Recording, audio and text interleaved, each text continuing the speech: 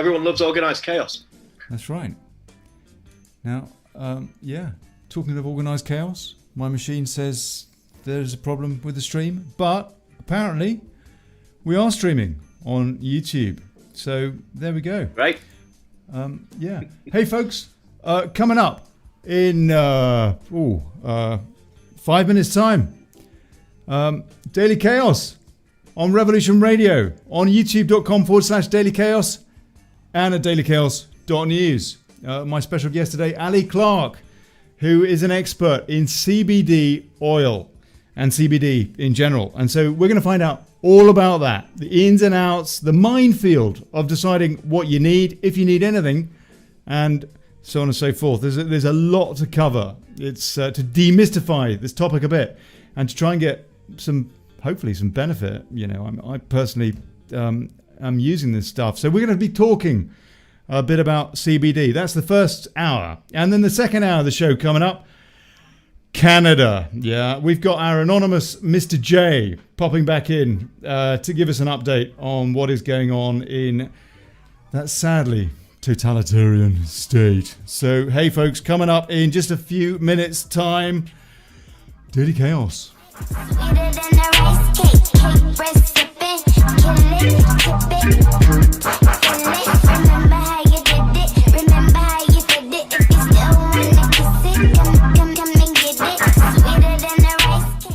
Hey Susan, you're the first one in the chat room.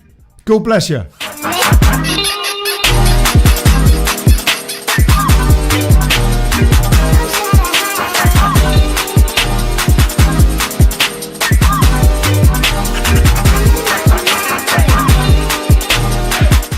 And if you want to call in, if you've got any questions, please, to either of my guests today, then do. On Zoom. Yeah, we're just using Zoom. And so if you just go to ko.click/Zoom. That's CHAO.click/Zoom. And I'll put that address in the comments as well. And you're welcome to call in. I'll be taking your comments in the chat as well at revolution.radio and on YouTube. All right, I'm not sure that I've got that working on dailychaos.news quite yet. Yeah, this is the fourth show back. So hopefully baby steps. Yeah, baby steps. So anyway, all right, okay. Catch you in a minute. And I'll put that address, if you want to call in, on Zoom in the chat. Yeah.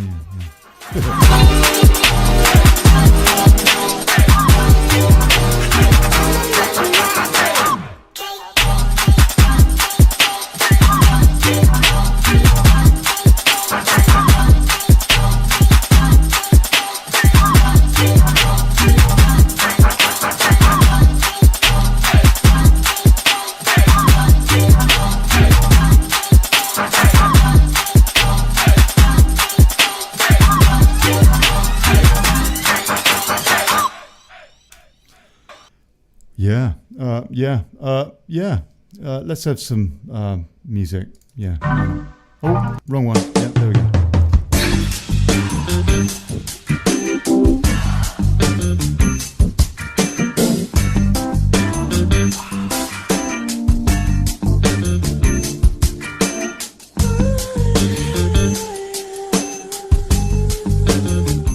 In case you're wondering, what I'm doing, why I started streaming a bit early on YouTube. The show actually starts at the top of the hour, so in 3 minutes time, or 5 minutes actually, allowing for the ad break at Revolution Radio. And so I patch into that. Using Skype. Now last week I used Skype and we got echo with my guest, which is no good at all. If you can actually see last week's chat anyway on youtube.com/Daily Chaos. And I did edit out the echo. It's all gone now. You can hear it. It's all perfect. But live, there was echo. So we're using a different method this week. A method that I used to use, which is really, really good. Using Zoom.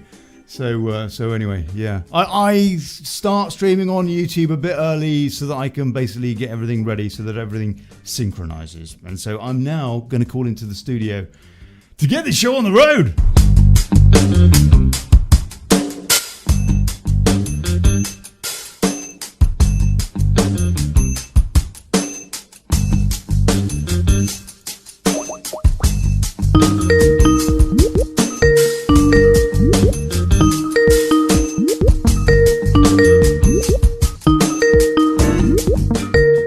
Ali? Yes, hello. Can you hear that ringing? The ringing? Yeah. I can hear the music. Oh, okay. That's all right. That's fine.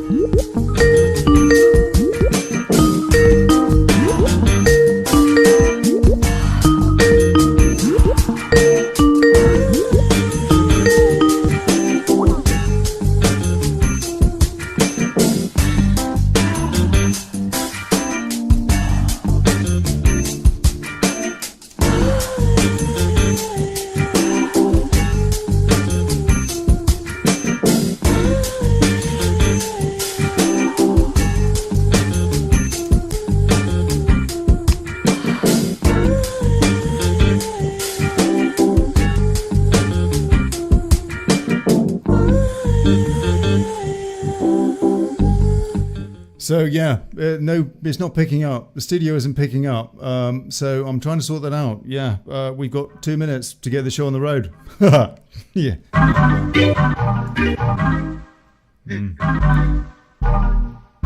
Do. I know you've already heard this music. You're just gonna have to listen to it again. Sorry. If you still wanna kiss it, come and get it. Sweeter than a rice cake, breast sipping, kill it, tip it, kill it. Remember how you did it, remember how you did it. If you still wanna kiss it, come and get it. Sweeter than a rice cake, breast sipping, kill it, tip it, kill it.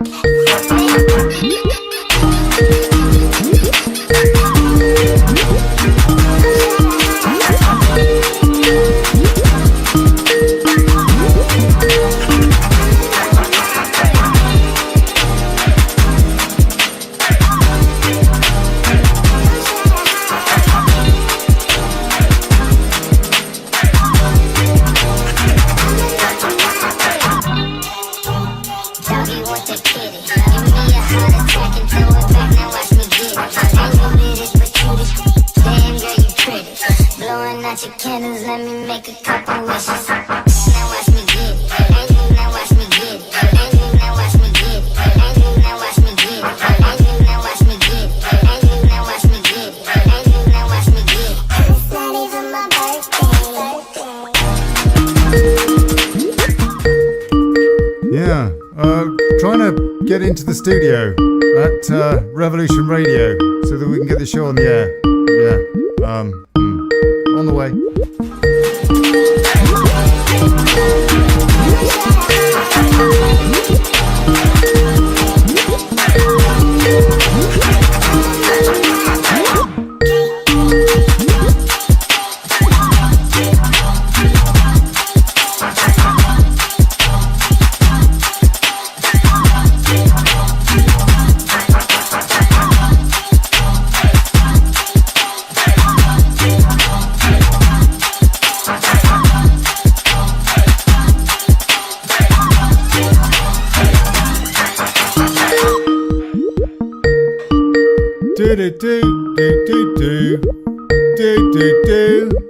Using Skype.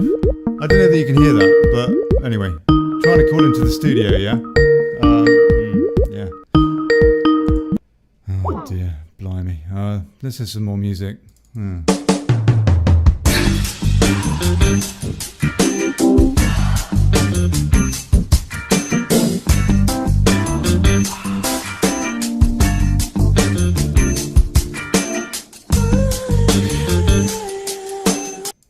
I'm on my own, broken alone. I feel the rain crashing down all around this empty town.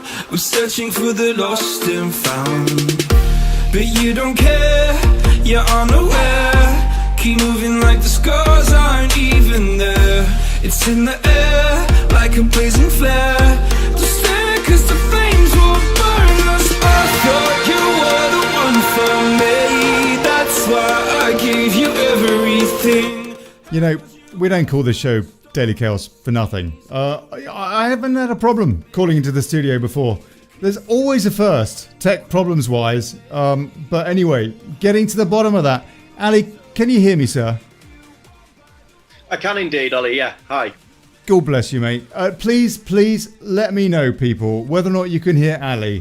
Ally, what did you have for lunch? I had a bacon sandwich for lunch, Ollie.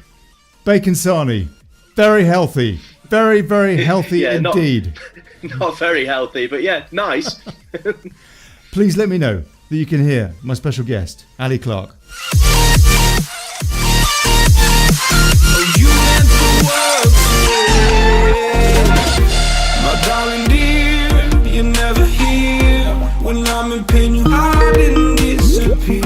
Like shadows in the atmosphere, charting the stratosphere. I prayed for you and kept you near, in hopes you'd chase away my fears. I'm on my own, you made it so, and now I'm chasing. Seems to be a problem with the switchboard at Revolution Radio. Hope for us because I believe the whole is But I am informed that they are on the case and trying to sort it out. for me. That's why I gave you everything. Held you close by the stormy seas. Oh, you meant the world to me.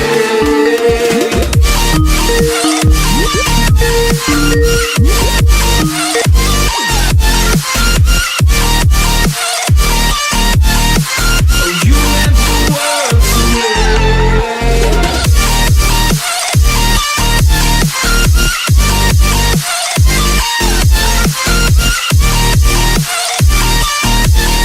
Oh, you meant the world to me. Maybe I should just start the show on YouTube and dailychaos.news and hope that we can patch in to Revolution Radio as soon as possible. I'm waiting to get some feedback from the guys there. Yeah, they're on the case though. They're on the case. I'm sorry, people. We've got so much to discuss as well in this first hour about CBD oil. There is so much to cover. I don't want to eat into this time.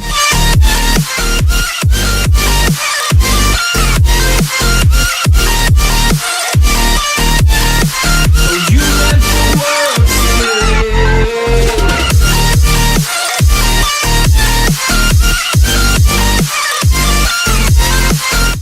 They're on the case. They're on the case, people. We're getting there. Yeah? Oh, I'm gonna do this on my own. No point in blaming you, you did not know. Oh, I'm gonna do this on my own. No point in blaming you, you did not know. I thought you were the one for me.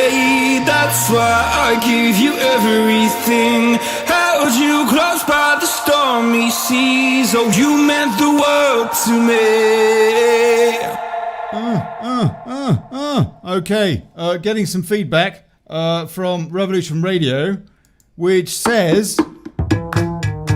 This is so typical, isn't it? There's an update, some software update, and it's kicked everything into touch! You know what? I think we're just going to have to get this show on the road. Maybe without Revolution Radio today. That is a great pity if that's the case. Let me just try calling in one more time.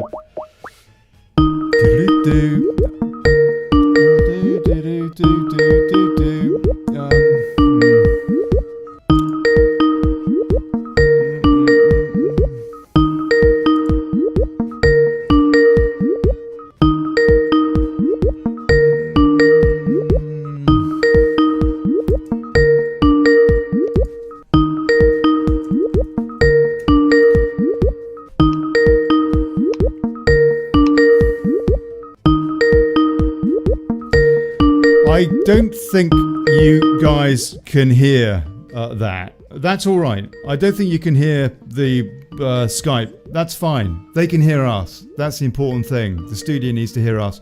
But you know what? I think we're just going to start without Revolution Radio.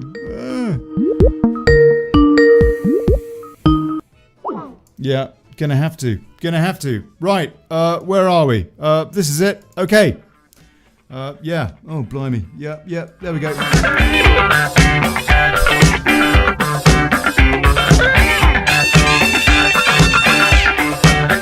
Hey, folks. Good morning, good afternoon, good evening, wherever you happen to be, and welcome to the Daily Chaos. The show ain't daily, but yeah. Ordo, ab, ruddy, chao. You know what I mean? The chaos is daily.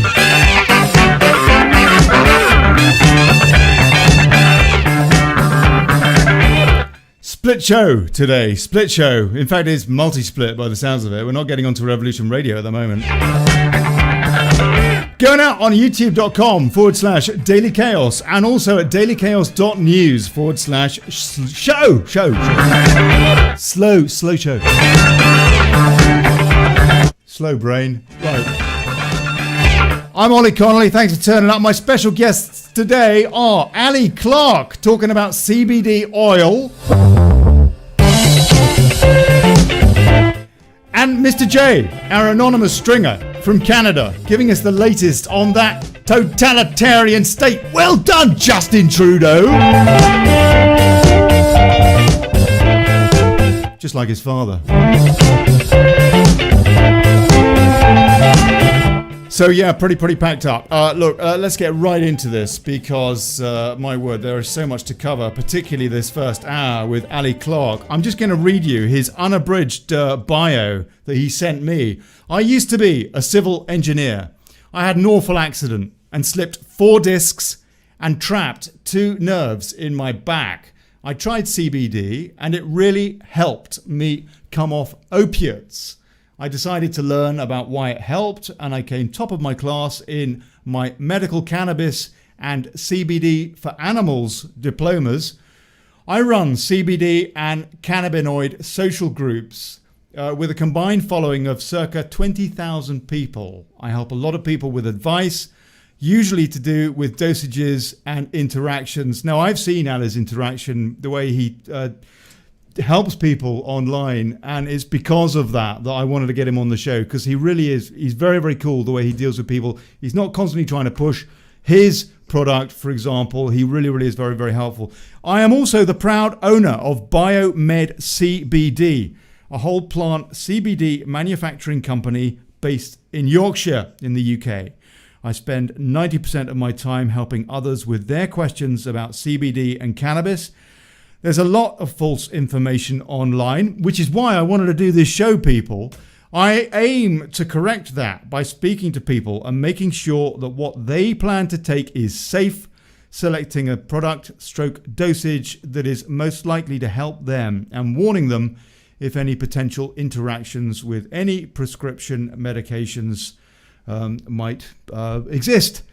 Ally, God bless you, sir. Thank you so much for being patient on the end of the line at the beginning of this completely corked up show. How are you, sir?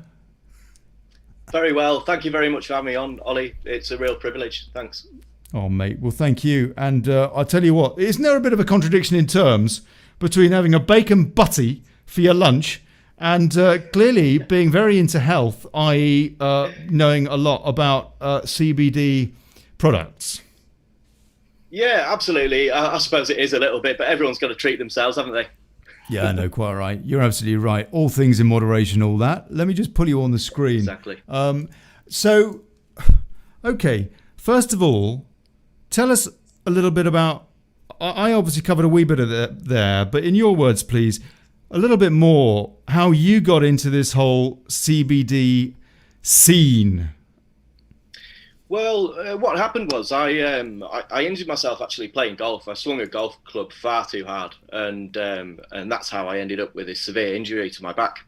And I went to various different healthcare providers, osteopaths, chiropractors, my GP, and basically certain things helped a little bit, but the main thing that helped was obviously painkillers.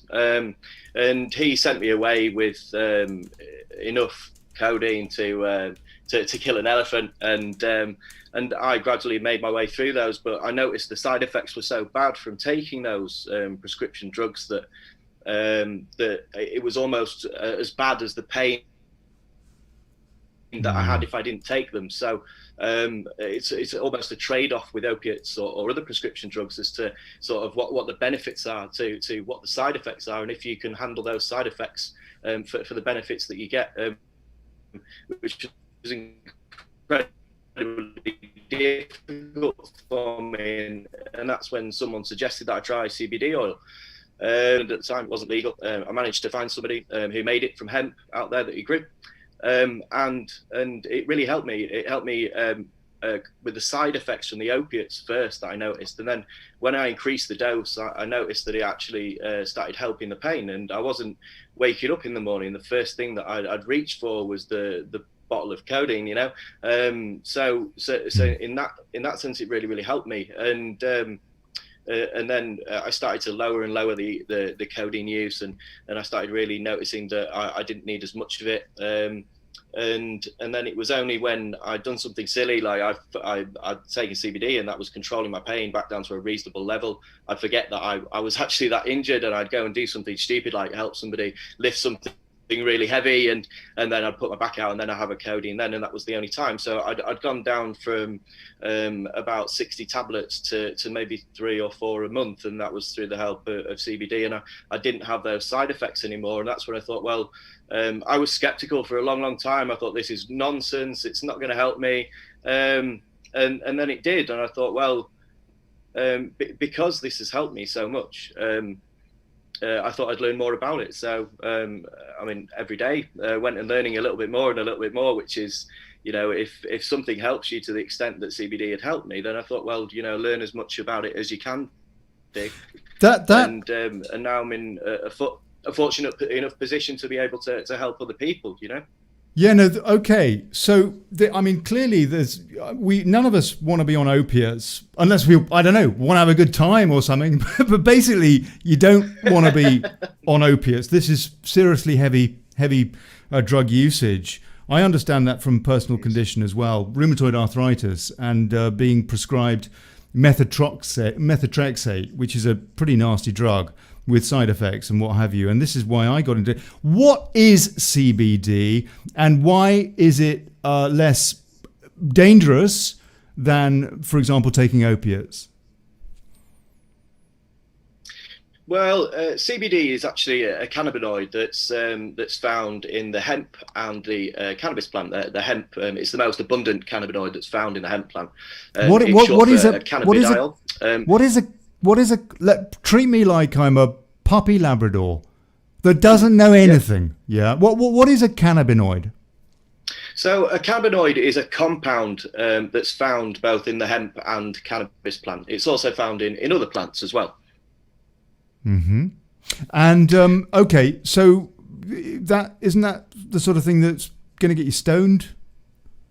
It isn't. Cannabinoids can have an impairing effect. Certain cannabinoids, THC is the most famous cannabinoid. That's the one that's found most abundantly in cannabis, or most cannabis strains.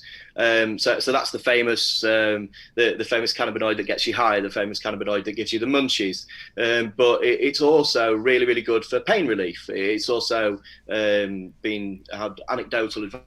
It's not been confirmed by science yet, but we know from so many people that have said that it's helped them with their cancer. It's helped them with so many different ailments that you know that is a really important cannabinoid in terms of healthcare as well.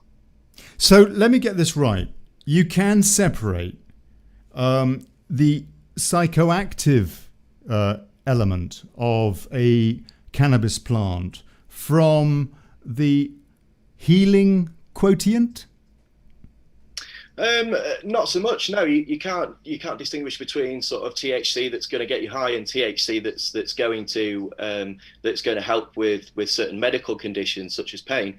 But you can differentiate between CBD and THC. So CBD is, as I said, the cannabinoid that's most abundantly found in hemp, and what that does is that doesn't have the side effects, if you want to call it, from that THC gives you. So that won't affect you. It won't impair you. It won't get you high it solely helps in a beneficial way, which is probably why the European High Court has ruled that it's not a narcotic. So, okay, we now, that's the I difference. think, are also going out on Revolution Radio. God bless you. And so, hey, welcome. This is Daily Chaos. I've got Ally Clarke with me, who is an expert in CBD products, which is a cannabinoid. And we're trying to demystify this subject a bit. So if you just joined at Revolution Radio, thank you for joining. I know that there have been problems with an update with the software, what have you. Hey, welcome to the Daily Chaos. Right, okay. So Ally, what is the difference? Again, let's just assume we know nothing between a hemp plant and a cannabis plant. The hemp plant is it's basically it's the same species of plant as the cannabis plant or stuff that's but the only real difference as we see it is that the hemp plant is much higher in a cannabinoid called CBD or cannabidiol, and the cannabis plant is much higher in THC. And much more abundant in a cannabinoid called THC, and these two cannabinoids do vastly different things. But one obviously THC, which is famous for the high, and CBD doesn't have that effect on the brain. Okay, so there's kind of like a Cheech and Chong element to these plants, Indeed. but there's also Indeed, there is. this healing thing. There is very much so. So I mean, both of these cannabinoids heal, but as I said, the main difference between the two is that CBD doesn't have any negative impairment. So you could operate heavy machinery. If you had a high dose of THC, it wouldn't be advisable.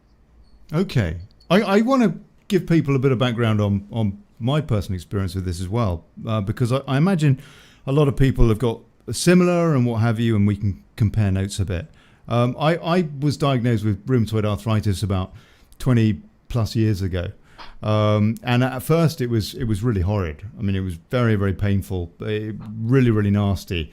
Managed to get it under control using conventional drugs, big pharma type stuff, after a bit of process of trial and error and what have you, and then it kind of went away. I've been very, very lucky with it, actually. It's been very mild. I get occasional what are called flares, which is when you get, it's a blood disease, it's rheumatoid arthritis, which attacks the joints. And then you have very similar symptoms to what you get with regular arthritis. It's just caused by a different reason from the blood disease. And you get these flares. Now, I was always able to control these flares relatively easily without going on hard drugs on a regular basis. I was told by, for example, a rheumatologist that I should be on methotrexate, which is a strong drug. They use it for cancer and stuff like that as well. And it affects the liver. It's not, if you can get away without taking it, then you want to get away without taking it, particularly because you're not allowed to drink any liquor. Yeah. My rheumatologist, he said to me, you can only have half a beer a day, and that's it. I said, you know what? I'm going to go back to see my old rheumatologist in Harley Street, who's a Scot and understands these things. So I did, and he said, oh, no, you don't want that stuff. That's no good. That's no good, is it? So he said to me, I don't understand though, Ollie, why you get flares so irregularly. You are a bit of a freak. Well, we know that. But he said, what is there about your lifestyle that maybe would give me some clue as to why these symptoms have not affected you more than it tends to be the case with rheumatoid arthritis victims, if you like. And I said, well, I don't know. The one thing, looking online, now this is about 20 years ago, yeah. Looking online, there's a lot of people that talk about the medical benefits potentially of marijuana. And I used to toke it big time. And so I told him that. And he said, there might be something in that. That might be a reason why this has not been such a big problem for you. Now, I'm going to come on to that with Ally in a minute and talk in a bit more detail about THC versus CBD, these two different elements of the cannabis stroke hemp plant family. But then my flares were relatively kept under control without having to take these regular drugs all the time, screwing up my liver and all the rest of it. But then just this year, about January, February time, I had a really nasty flare that came up in this wrist on my left hand, and I couldn't get rid of it. And it was debilitating to the point that I couldn't even type. I mean, I'm a touch typist. I'll type 10,000 words in 5 minutes, but I couldn't do any of that. I couldn't do the show. I stopped doing it. One of the reasons I didn't do the show for several months, because it was all so damn painful using the keyboard. It was really, really nasty. And so then I started thinking, I really need something here. And I've tried acupuncture, and that's helped a bit, I think. I've tried fasting, like 3 days without eating and stuff like that. All sorts of things I've tried. You know, more turmeric with a bit of pepper. Always got to have it with pepper, people. To make the healing quotient of turmeric work. People often don't know that. It's important to know that. I tried all these various things, but I still couldn't get rid of this flare, this persistent flare. Then I started taking some. It's called cannabis oil, and it's basically CBD oil, and it did start helping. And I still have this, but it's very manageable, and it's not a problem. I can type again, etc., etc. So that's why I wanted to do this show, because if it can help folks like me, maybe it can help folks like you. And I've seen so many people over the course of the last 10 years or so who've said this really, really helps them for a whole bunch of different ailments and what have you. And Ali, the benefits do appear. I know these things vary from person to person. We're all different, but the range of benefits, potentially, the range of problems that one might have, that these oils and foods and what have you, these different types of CBD products, it's vast, isn't it? It seems to be able to help with anything that is largely anti-inflammatory. Absolutely. I mean, that's only one of its many benefits. It's anti-inflammatory effects, but I mean, right. It's not a commonly known thing, because the endocannabinoid system, which is a system inside our bodies, much like the circulation system or the digestive system, it's another system which remained undiscovered until 1990. So, I mean, we're still playing catch up with a lot of the science behind why cannabinoids do what they do, because of the use of cannabinoids that we've had for thousands of years. So the reported benefits are well known, but the science is still yet to catch up with that. Because we have endocannabinoid receptors in our bodies everywhere in our bodies. There's one type of receptor, CB1, which is mainly in our nervous system in our brain, and there's another receptor, CB2, which is all over our body, in organs, tissues, muscles. So with so many problems everywhere around your body that rely on these endocannabinoid receptors causing reactions in our bodies, which can lessen pain, which can loosen joints, which can it has really good effects for anxiety. It's a mood improver because of the way that it reacts with your HTP1A receptors in your brain, which is like they're the precursors to serotonin. So that's why low doses of CBD oil help people improve their mood. There's so many uses for cannabinoids all over the body for so many issues. But particularly, you were talking about RA, which you suffer from. You said rheumatoid arthritis, right, Ollie? Yeah, that's right. This is a fascinating thing. 2 points I want to pick up there. Presumably, just very, very briefly, because there's so much to cover, but the reason why the science is so, if you like, behind is because, as I understand it, Big Pharma has essentially suppressed this relative herbal remedy because there's less profit in it for them. Is that correct?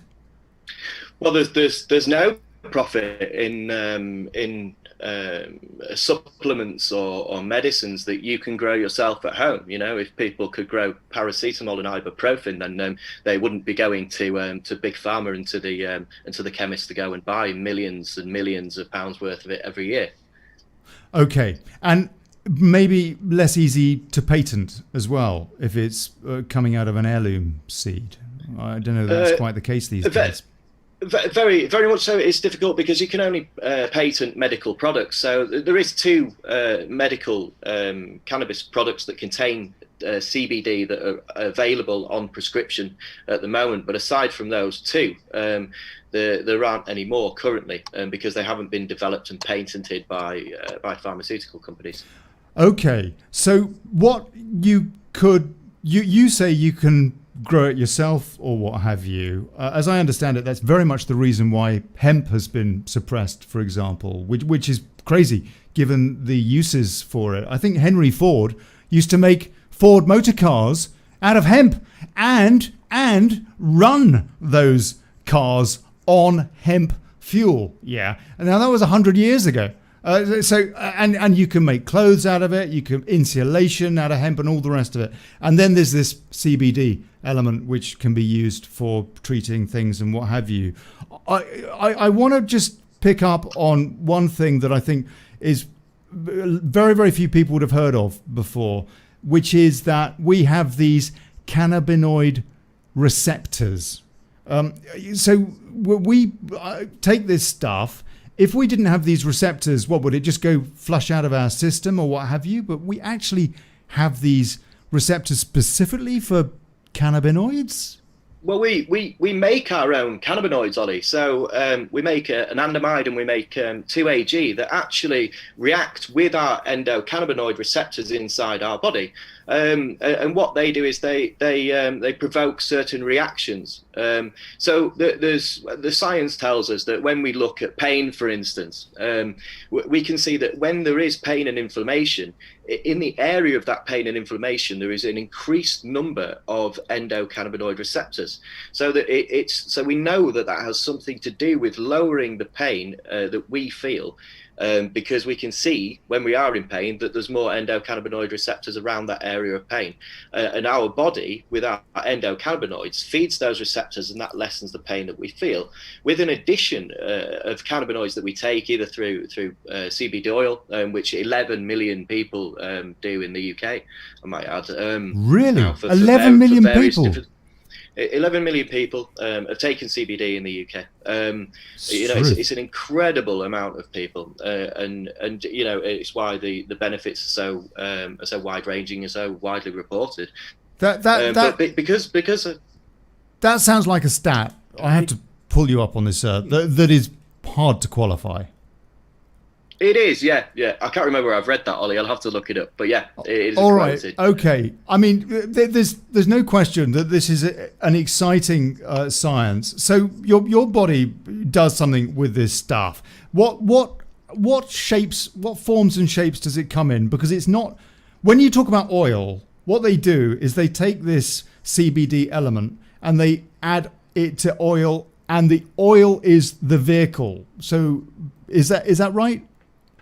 It is, yeah. So basically, you mix CBD extract. So this is an extract that we've extracted from the hemp plant with CO2. So basically, what that does is it strips the plants of all of the cannabinoids, terpenes, flavonoids, all the good stuff that's in the hemp plant, and that makes a concentrated oil. Now, the issue is that is too concentrated to give to people for a number of conditions that you would suggest using that amount for. So it's diluted in a carrier oil. It also makes it more usable, more user friendly. It dilutes it a bit to the right strength, and it's something that, as you said, it's a vehicle for taking it. And with CBD oil, the best way to take it is to put it underneath your tongue. You have glands underneath your tongue where the CBD can get straight into your system, and we find that that's the best route to take CBD when you look at the amount of time that it lasts versus the amount of bioavailability that you have taking it that way. Right. I've just shown people on the video how you can take it by putting a bit under your tongue from the stuff I've got. And so, for example, I take a few drops in the morning and a few drops in the evening. You say this stuff, when it comes out of the plant pure, it's too concentrated. It's like so many things. You know, you don't want to have pure alcohol, do you? Because that's 100% ethanol. It would kill you. So it's a similar sort of deal, I suppose. You have a carrier. In the case of my Scottish rheumatologist, who loved, as I do, is malt Scotch whiskey. Well, it's mixed with good water coming out of the peat, isn't it? So that we can kind of get our heads around that. When you start looking at the different products that you can buy, I've noticed that they come up on the bottle or whatever. They show you the concentration of CBD oil in there. Can you tell us a little bit about that and what we should be looking for, please? Yeah, absolutely. And I mean, for mental health conditions, I would say starting, and the best advice is starting on a low amount of CBD and a low percentage. So for something like that, I'd be looking for no more than a 5% oil. For more serious condition, more seriously body conditions. So where you've got, chronic pain or debilitating rheumatoid arthritis, osteoarthritis, and a host of other fibromyalgia, for instance, I would look for something that has a much higher percentage, as it's often seen that for pain, people are needing a much higher dose of CBD for it to be able to react with them and give them that, something that's effective relief. For example, in my case, I started off with this oil here. It's called, I think it's Plant of Life is the producer here in Spain, where I am. And this is a 3% concentration. And I thought that was helping me. I don't know how much of that is a placebo effect, by the way. But nonetheless, it did help me somewhat. But it wasn't getting rid entirely of the flare that I wanted to get rid of and have hopefully other benefits off the back of as well. And so I then, when I began to run out and wanted to replace my supply, I bought one which is a 10% concentration. Is that the kind of the way that you would tend to recommend that people, they do start low and build up depending on? I do, definitely, and you know, the thing about CBD and CBD oil and people's experiences, that it's very personal, depending on how your metabolism works, depending on how receptive your endocannabinoid system is to you taking these additional cannabinoids, as to how much of an effect it'll have and how long it will take to have an effect. So it's always best starting low, and that way, you know, most importantly, you're not wasting the CBD oil that you bought that way. Yeah, no, absolutely. And it's also, presumably, you can gain a kind of an immunity against the effectiveness of this, as you can with any other drug or alcohol or what have you. Not that we've seen. I mean, I've seen people that have had to increase their dosage because their bodies got used to it. And generally, what the best advice is to people that have found that is that if you stop for a few days and then start the CBD oil again, you tend to find that then those benefits will kick back in. So no, it's not really like that in a way that it'll build up a tolerance and it'll stop working with you. It's something that, I mean, I use the same dose. It's a fairly high dose for pain that I built up to in a slow and low approach to about 40 milligrams a day, and that's fine. I've kept at that dosage now for the last 7 months, so that's been fine, and that works for me. Should it stop having the effect that I need it to, I'd probably stop for a few days and then start again, and hopefully that would start to have a reaction. What does that mean? I mean, if you may not want to talk about your personal situation, of course, I understand that, but what actually does that mean in terms, to use you, sir, as an example, if that's okay? What dosage? What does that mean? 40 milligrams a day? I mean, for 40 example, milligrams. So I'll take 40 milligrams of it. I'm taking about in total about 8-9 drops a day of 10% CBD. What does that mean? What does that mean? So your 10% CBD oil will be 5 milligrams of CBD per drop. That's the way that it works out, approximately, right?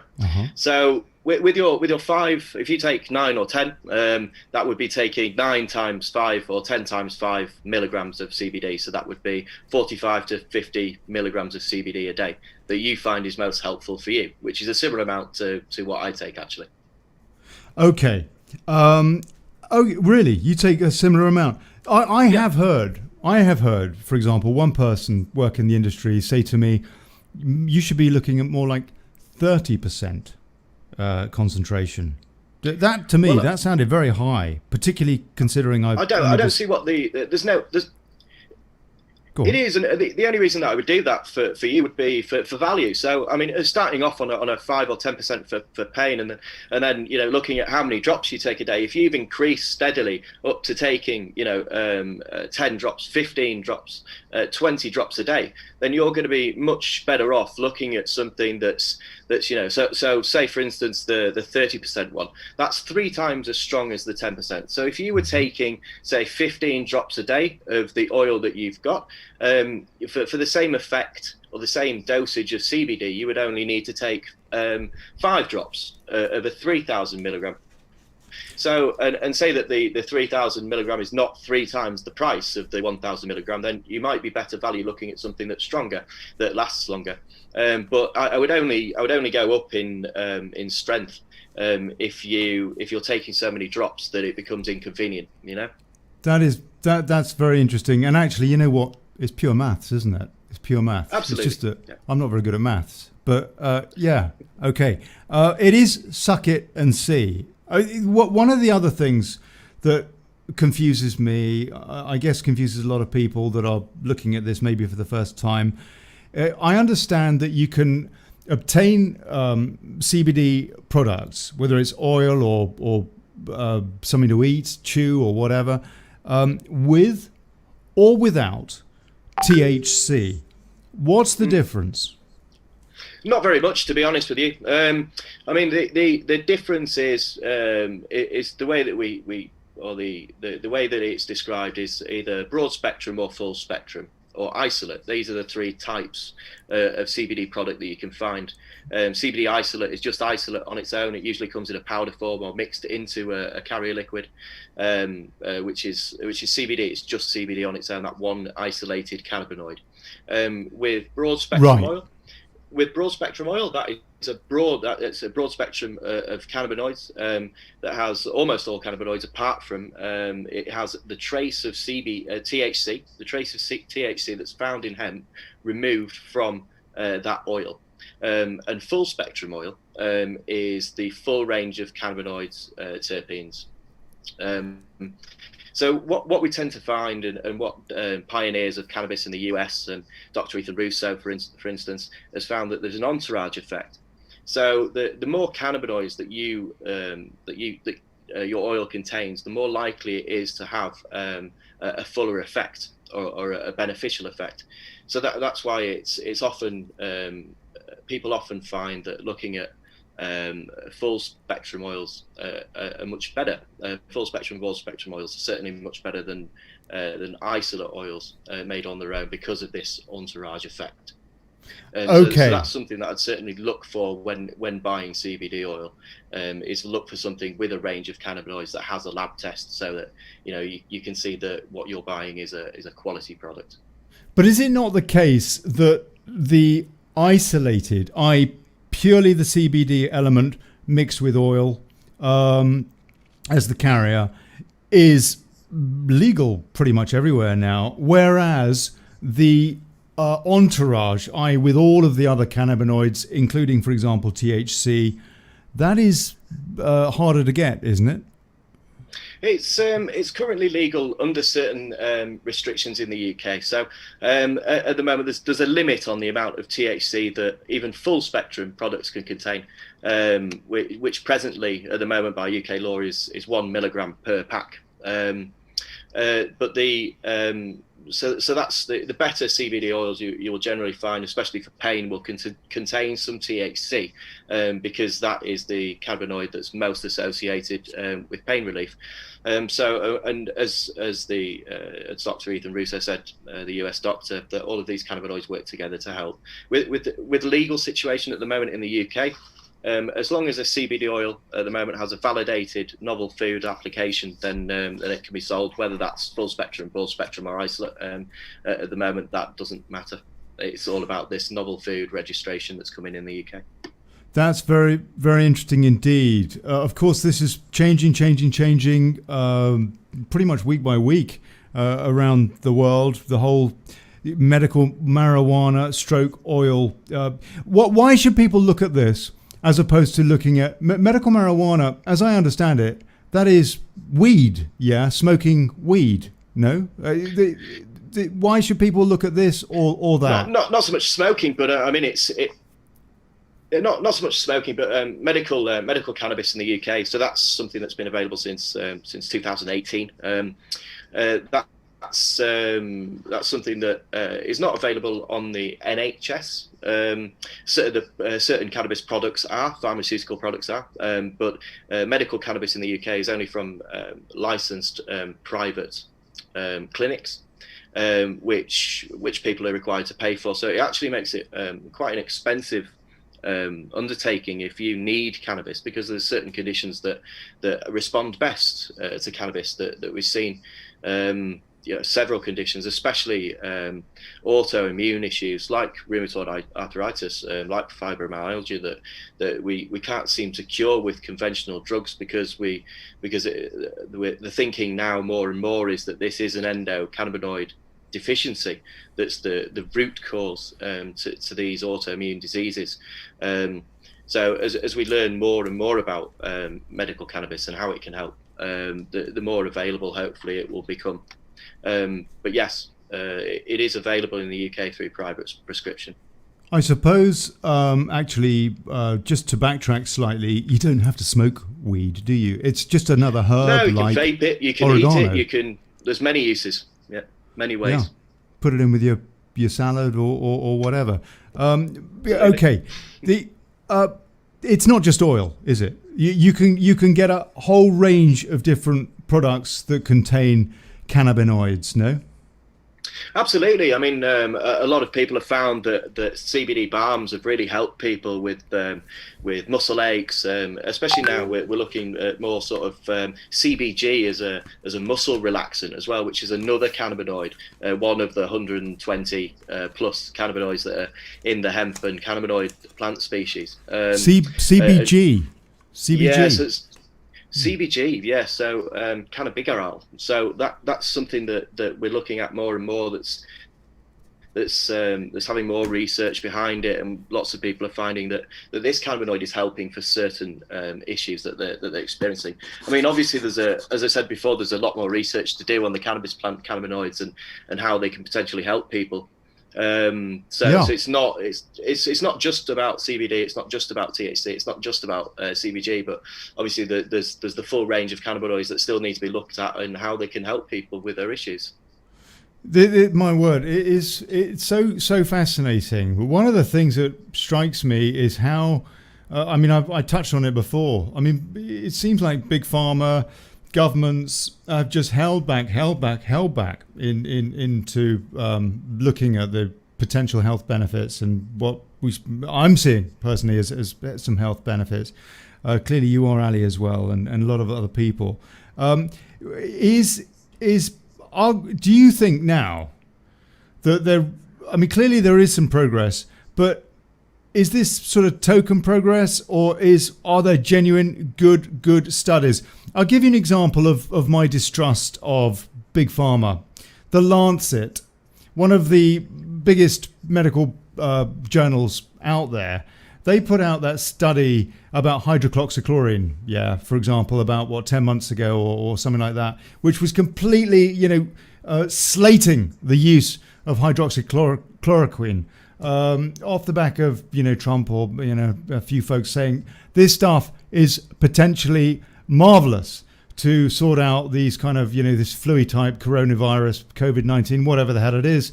And I don't know whether it's because he said it or what, but everybody went, no.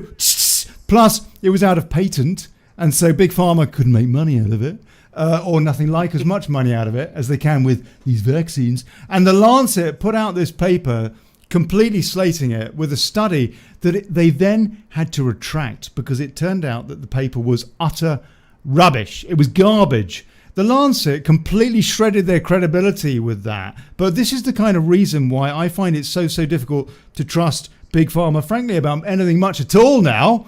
We could get on to the vaccines of this COVID whatever thing. We're not going to get into that now. Anyway, so is Big Pharma, our governments, etc., are they really taking this seriously? Are we seeing some proper trials taking place? What kind of stuff is going on? We are. We're seeing more and more now, because around the world and the world is now such an accessible place. We can see in the UK what's going on in the US. I mean, recently as yesterday, Mexico decriminalized cannabis for recreational use, which is a huge step, for improving the information that surrounds the cannabis plant and the hemp plant and the species in general. The studies that are going on now, there's so many. It's like being held up. There's been a few that have been held up due to COVID. Lots of the medical resources in the world have been concentrating on one thing over the last 18 months or so. Progress has been slow. But it's almost unparalleled, the amount of things that we can look at in terms of cannabinoids and how they could potentially help, and certainly at this stage, at this such early stage. But there's certain things that we do know, and there's certain things that we can say. We can say that the studies show that that CBD has helped patients with osteoarthritis, because we can see that in a study. What we can't say is certainly it will definitely help, because it's not been through extensive testing enough for us and to be able to say that yes, this will definitely help you. But this, like anything, it's a supplement. Like any supplement, it needs to be part of a whole a system of healing and improvement to your body. Sure. And obviously I think that a lot of the you shouldn't be eating bacon butties. certainly shouldn't, but just as a treat, it's okay. No, sure. It is part of an equation, isn't it? I've got hey everybody, God bless you for turning up. Thank you. We've got John Middleton who says, I have CBD e-liquid for smoking. I've got some of that too, but I haven't actually started taking that yet. Should I? Yeah, absolutely. It won't hurt. I mean, one of the things with CBD e-liquid, and we do make it, is that you can only use CBD isolates to be able to make CBD vaping liquid and combine it with PG and VG to make it vapable in the sort of well-known e-liquid vapes that you get. But it certainly helps. The only potential downfalls that it compared to oils is that it really does help people. It's a high dose that you can get into your body very, very quickly. I use it as a sort of a top-up. If I need it and I feel in pain to a pain level that I can't manage anymore, then I'll have a bit more CBD from a vape, and that'll hopefully bring up the levels of CBD to be able to have an effect to bring down my level of pain. But also it's absorbed very, very quickly, and it's a very high level or high rate of absorption from e-liquids, so that when you take it, a lot of it is absorbed and it acts very, very quickly. So it is a good way to take CBD. The drawback from vaping is that the effects don't tend to last as long as they do with oils underneath the tongue, which is why I said for that balance, I prefer an oil for regular everyday use. But that's not to say that it doesn't help people, because it does. A lot of people have come back to us and said that it really helps with panic attacks, and it really helps them getting into that breathing routine and breathing techniques that they employ to be able to handle panic attacks. So, one of the main it reasons. definitely has One of the main used reasons. is top up some panic attacks. Yeah, well, thank you, and that Main kind of makes reasons. sense. One of the main reasons I haven't actually started using this e-liquid stuff that John Middleton mentions is that I'm not sold on vaping. I mean, hey, look, I'm a smoker, yeah, so I'm a hypocrite. I mean, smoking is far worse, but I just but I kind of enjoy the whole thing about rolling a cigarette and smoking a smoke like that 2 or 3 times a day, not to excess. But with vaping, I don't have that kind of desire to. You can't roll a vape as such and all that. You haven't got the same kind of routine, if you like. I just wonder how safe vaping is, and that, I guess, is the question for a lot of people about CBD oils as well and other products as well. Is, are we not kind of human guinea pigs here? I suppose that we are to a certain extent, but and going back to the advice that I'd give people when they're looking for a CBD oil to take is you'd look for certain things. So I'd always look for it to be an organic extract. I'd always look for it to be an organic carrier oil. I'd look for those range of cannabinoids, but also in the lab testing reports, have a look and make sure that there's tests for contaminants, make sure it doesn't contain any nasty heavy metals. I mean, you were talking about the uses of hemp earlier on. One of the things that hemp's used for now is actually in Chernobyl.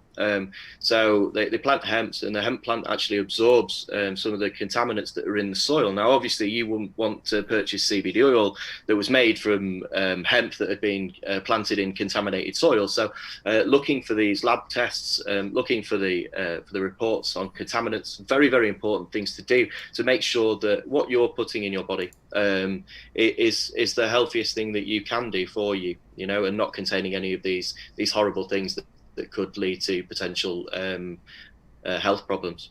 Yeah, no, completely. Well, look, I'm very, very grateful. Where can people get hold of you when they've got questions about this? And please give us a plug as well, because I know you do have a company. Yeah, you got into distributing this because it helped you. And so you're a bit like that guy, what was it, Ronson Razors or something. You said, I was so impressed, I bought the company. And you had a kind of a similar story. Please give us a plug. Where can people ask you questions? Yeah, absolutely. I think the easiest place would probably go to our Instagram. So that's bio.med.cbd. And obviously our website, which is biomedcbd.co.uk, and there's a contact form in there, and I'll get back to people and try and help as much as I can if they have any questions or anything about healthcare and cannabinoids. Then only too pleased to be able to try and help. Do us a favour, Ali, please, and put those contact details in a message to me, PM me or what have you, and I will put that as a top comment on this video, youtube.com/Daily Chaos for people. And I'll also share it around at Revolution Radio. Hey, we've got Mr. J, who has just popped in for our second half. I want to say a big thank you to Ally Clarke. God bless you, sir. Our CBD expert. I imagine we will be doing more shows about this in the future. After the break, people, coming up in about 4 or 5 minutes time, after I've had a chance to take a quick pee. I don't know if that's a side effect, got no idea. Anyway, look, coming up, Mr. J, Canada, yeah, the tyranny going on in Canada. We're going to be finding out the latest about that. You're watching Daily Chaos. I'm Olly Connelly. Thanks for turning up.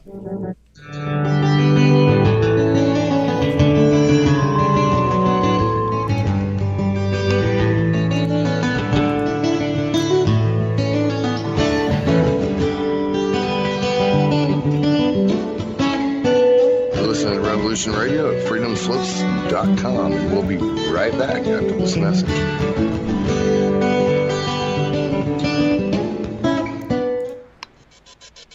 Hey, Ally, you're very welcome to hang about. You're very welcome, Ally Clarke, to hang about with Mr. J and myself for the second half. If you want to, have a chat. about, I don't know, what the deal is with this stuff in Canada, for example. I mean, the use of CBD and stuff like that. Maybe that would be a good segue into talking about, because you know what? I don't know. Over in Canada, it is such a state, it seems to me, you might as well, you better get stoned. Do you know what I mean? I mean, you need, I don't know. We need comedy at least. Right, coming up in 2-3 minutes, people. Free speech will not be silenced in a world that seems to be going deaf to the real truth. With your support, Mr. J, can you hear me? Hi there, yeah, I'm here. Yeah, good man. All right, coming up. 2-3 minutes, people. The Planet Revolution Radio.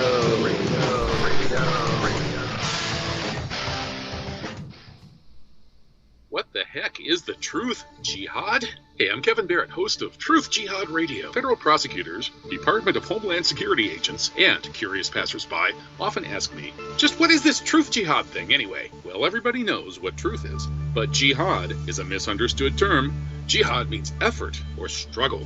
The greater jihad is the struggle to be a better person, while the lesser jihad is the struggle to defend the community. Prophet Muhammad, peace upon him, did say that the best jihad is a word of truth flung in the face of a tyrant. And that's what we do here at Truth Jihad Radio. Every Friday, 8 to 10 p.m. Eastern, 5 to 7 Pacific, right here on Revolution Radio.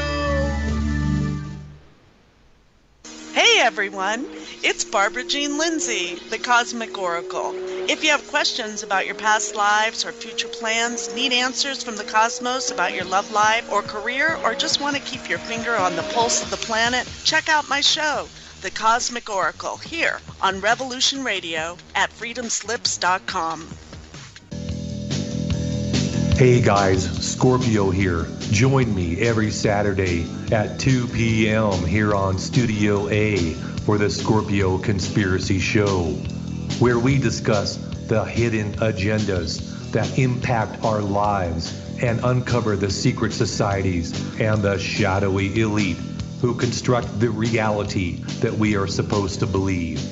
So be there Saturdays, 2 p.m. Eastern Time, here on Studio A on Revolution Radio, and learn what's really going down. Lost a little honey on the lone highway,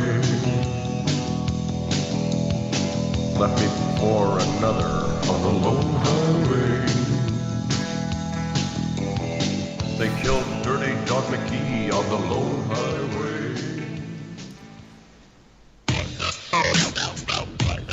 Thank you for listening to Revolution Radio at freedomslips.com, the #1 listener-supported radio station on the internet.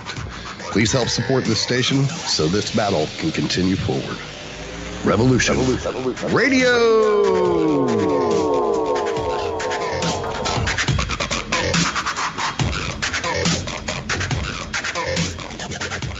The opinions expressed on this radio station, its programs, and its website by the hosts, guests, and call-in listeners or chatters are solely the opinions of the original source who expressed them. They do not necessarily represent the opinions of Revolution Radio and freedomslips.com, its staff, or affiliates.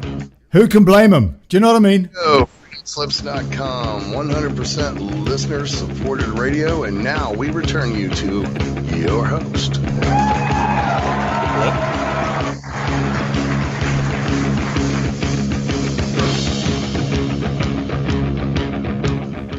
Right, you're back. Daily Chaos. I'm Olly Connelly. Thanks for turning up.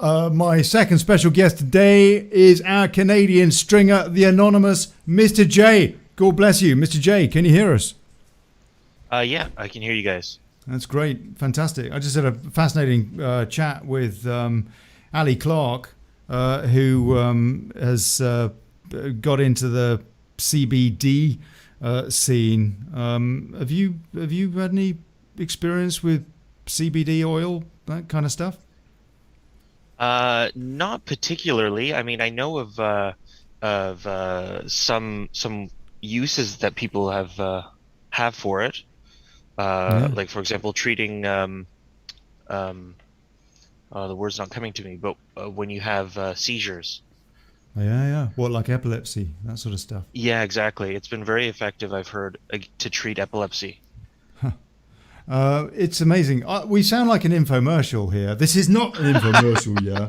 This isn't like Saturday morning on WABC stateside or whatever, where you tune in and you're getting some medical mockumentary or whatever. It genuinely is a fascinating science that is, we're learning more and more about. And I don't know about you, but I find that very, very interesting, particularly, Mr. J, at a time where we do appear to be doing all sorts of medical experiments. I mean, this is a herbal type thing, but the kind of experiments that are going on with this vaccine is frightening, no? Yeah, definitely. It's especially the way that the narrative is so heavily controlled and censored. So anything that goes against that narrative is basically dismissed until there's overwhelming evidence and they have to backtrack, right? Yeah, that's right. Absolutely. As I mentioned at the top half in the first hour of the show, hydroxychloroquine, for example, is a good example now. We've got Helen Smith here, Helen Lasky-Smith, God bless her, who's popped in. She's a nurse. She's been on the front line of this problem. And she says, what is it? Yeah, you're right, Ollie, about hydroxychloroquine. It is well tried and tested. And ivermectin, she says, as well. Both, yeah. And she also points out it takes years to develop a vaccine.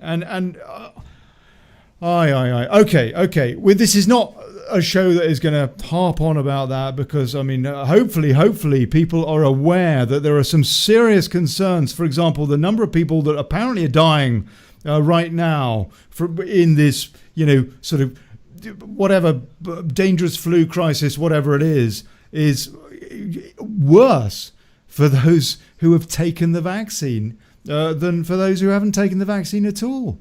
Okay, before we come on specifically to Canada, Mr. J, have you heard anything about that? Yeah. I mean, I've been following quite closely Dr. Pierre Corey in the U.S., who's gone before the Senate and spoken about the therapeutic and also prophylactic nature of ivermectin and how it basically could end the pandemic right now. Right. He went out speaking, I think it was in October last year, and then I think he went again and spoke in December. And as far as I know, his videos were pulled by YouTube. So there's heavy censorship. And then there's also the inventor of mRNA technology. His name is Dr. Robert Malone, and he has been basically saying we need to have a major revamp of this whole vaccine rollout because the cost-benefit analysis is not accurate. It's not. It doesn't make sense to, widely vaccinate everyone without addressing differences in people based on age or other factors.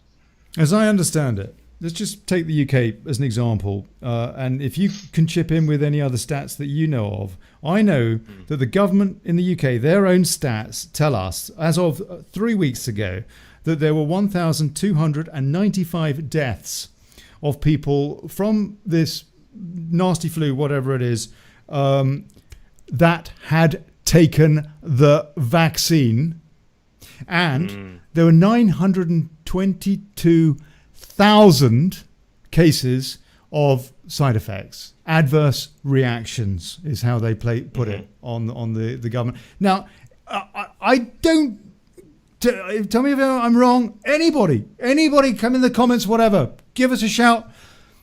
I don't know of any vaccine that has created so much damage. I'm hearing figures of like 250,000 people around the world that have been killed, that have died off the back of taking this vaccine. I don't know of any rollout of any vaccine in history that hasn't been stopped being administered to people because it's bloody dangerous. I don't know. Am I wrong? Am I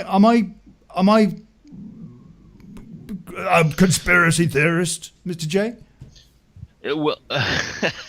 Well, I mean, I think this is the whole narrative, is that more and more what they're trying to do is anyone who is just questioning the narrative, they're just trying to label as a conspiracy theorist.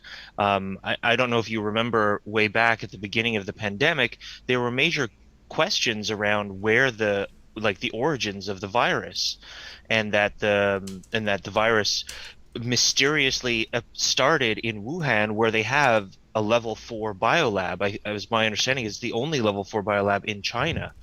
And anyone who started to say, that sounds like potentially it could come from there, especially when we know that they were also doing research on coronaviruses. And at the time, everybody was labeled a kook, basically. Anyone who questioned it was labeled a kook. Now, of course, amongst your own peer groups, I'm not sure, but that was the mainstream narrative. And now they've backpedaled on this, and they're outright saying it most definitely came from a lab. And then there's footage that came out of, I think it was Sky Australia, showing bats in the Wuhan lab. So it's quite clear that that there is some ulterior agendas that are being pushed, and anyone who is questioning that narrative is basically being defamed so that they can continue to push the agenda. Yeah, sure. We'll come on to the agenda in a minute, but what is the deal in Canada now? As I understand it, it has been particularly draconian. Yeah, so I can speak to where I live. I'm in Ontario in particular. And I mean, we've basically been in lockdown since December of last year. And we've been in and out of lockdowns throughout. We're in what they're calling right now a staged reopening. So we've just entered stage 2 yesterday of 3 stages of reopening.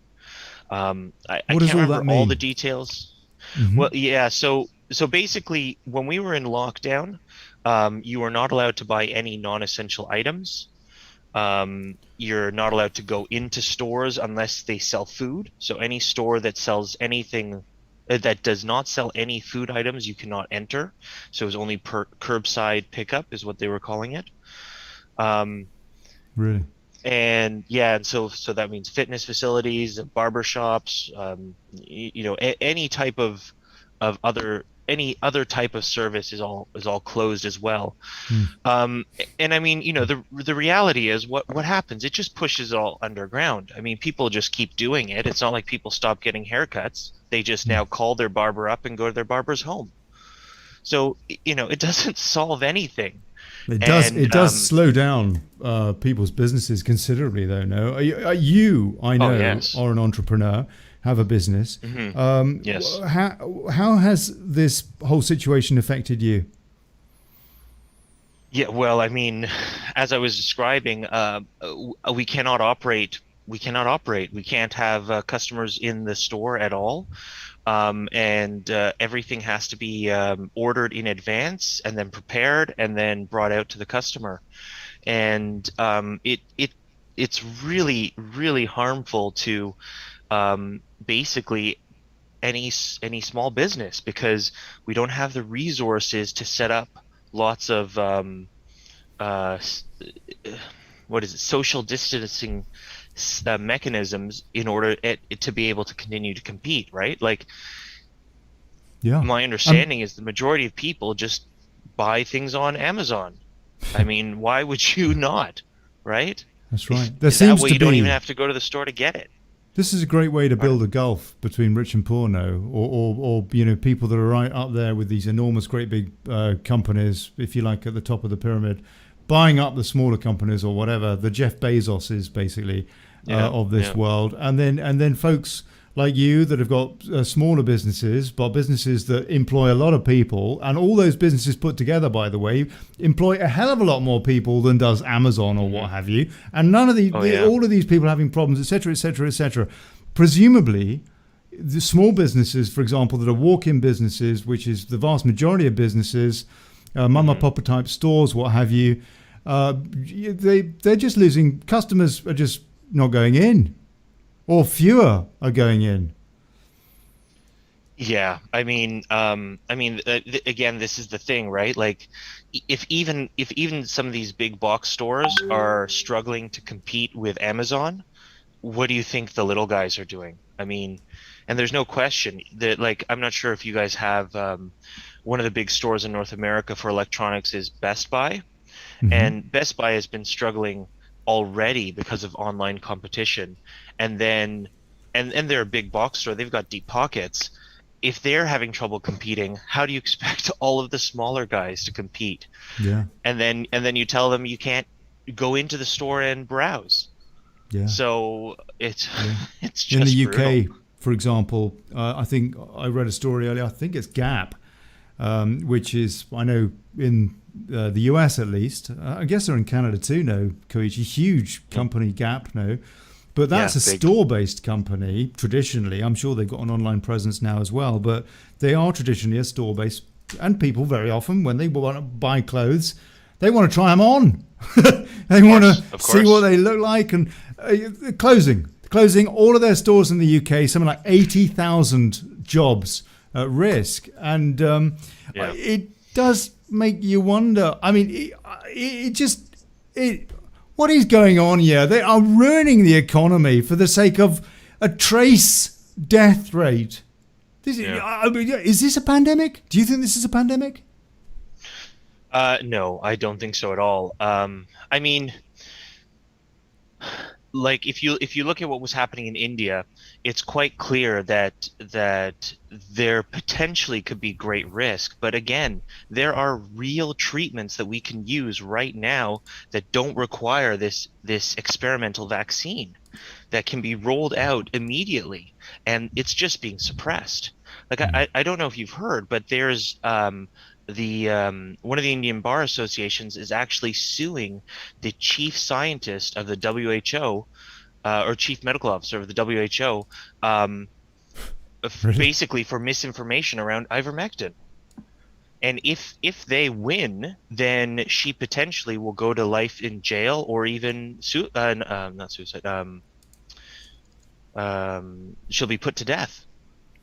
Really? Really? This Yes, is the yes, chief it's extreme. medical officer of the WHO that Yes. is on. Yeah, I think What? she's She's being Indian. sued? Yes, Yeah. for Yeah. medical misinformation, which has led to the death of hundreds of thousands of people. Yeah. There's this enormous case going on in Germany, isn't there? Hundreds of lawyers behind it, suing the German government and everybody involved, the equivalent of Fauci in Germany. And these Wow. things are going on. Are you seeing any media coverage of this? Because in the mainstream media in the UK and in Spain and in the United States, three territories that I keep an eye on, I'm seeing nothing. Nothing.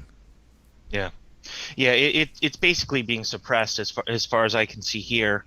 I'll be really honest. I do not pay that much attention to the mainstream Canadian news media anymore, because it's just so slanted. They just have such an agenda, and our federal broadcasting agency, the CBC, there used to be some, unbiased programs on either the radio or the TV, but it's quite clear that everything now is pro the Liberal Party, which is the party of Justin Trudeau, and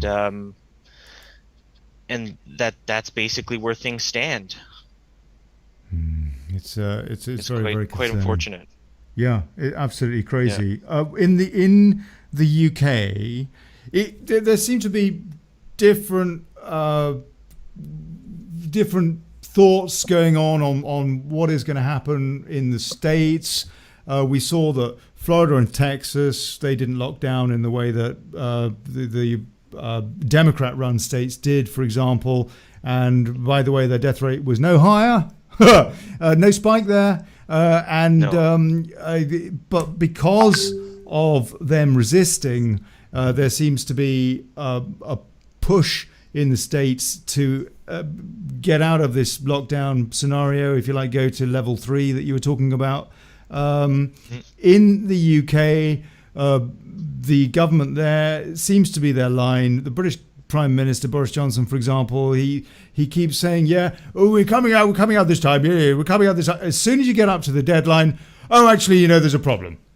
There's another variant. What that guy, the Pfizer guy, the guy that used to work for Pfizer, he was their VP. Michael Yeadon? He was their chief scientist. Yeah, Michael Yeadon. He said these aren't variants at all. They're samians. Because, in traditional science, you wouldn't call them a variant when they're so similar. It's basically the same thing. The difference between them is what you would expect to be the difference between how a virus affects any person, for example. And they're calling these, new variants. And it's like the Delta variant is the latest one. And every time it comes up to a situation where we appear to be getting our freedom back, for example, in the UK, then at the very last minute, having said, yes, it's going to happen, chummy, at the last minute, oh no, we need more lockdown. Moving the goalposts. Do you think you're going to go to this level 3 that you talk about, i.e. coming out finally, getting your liberty back?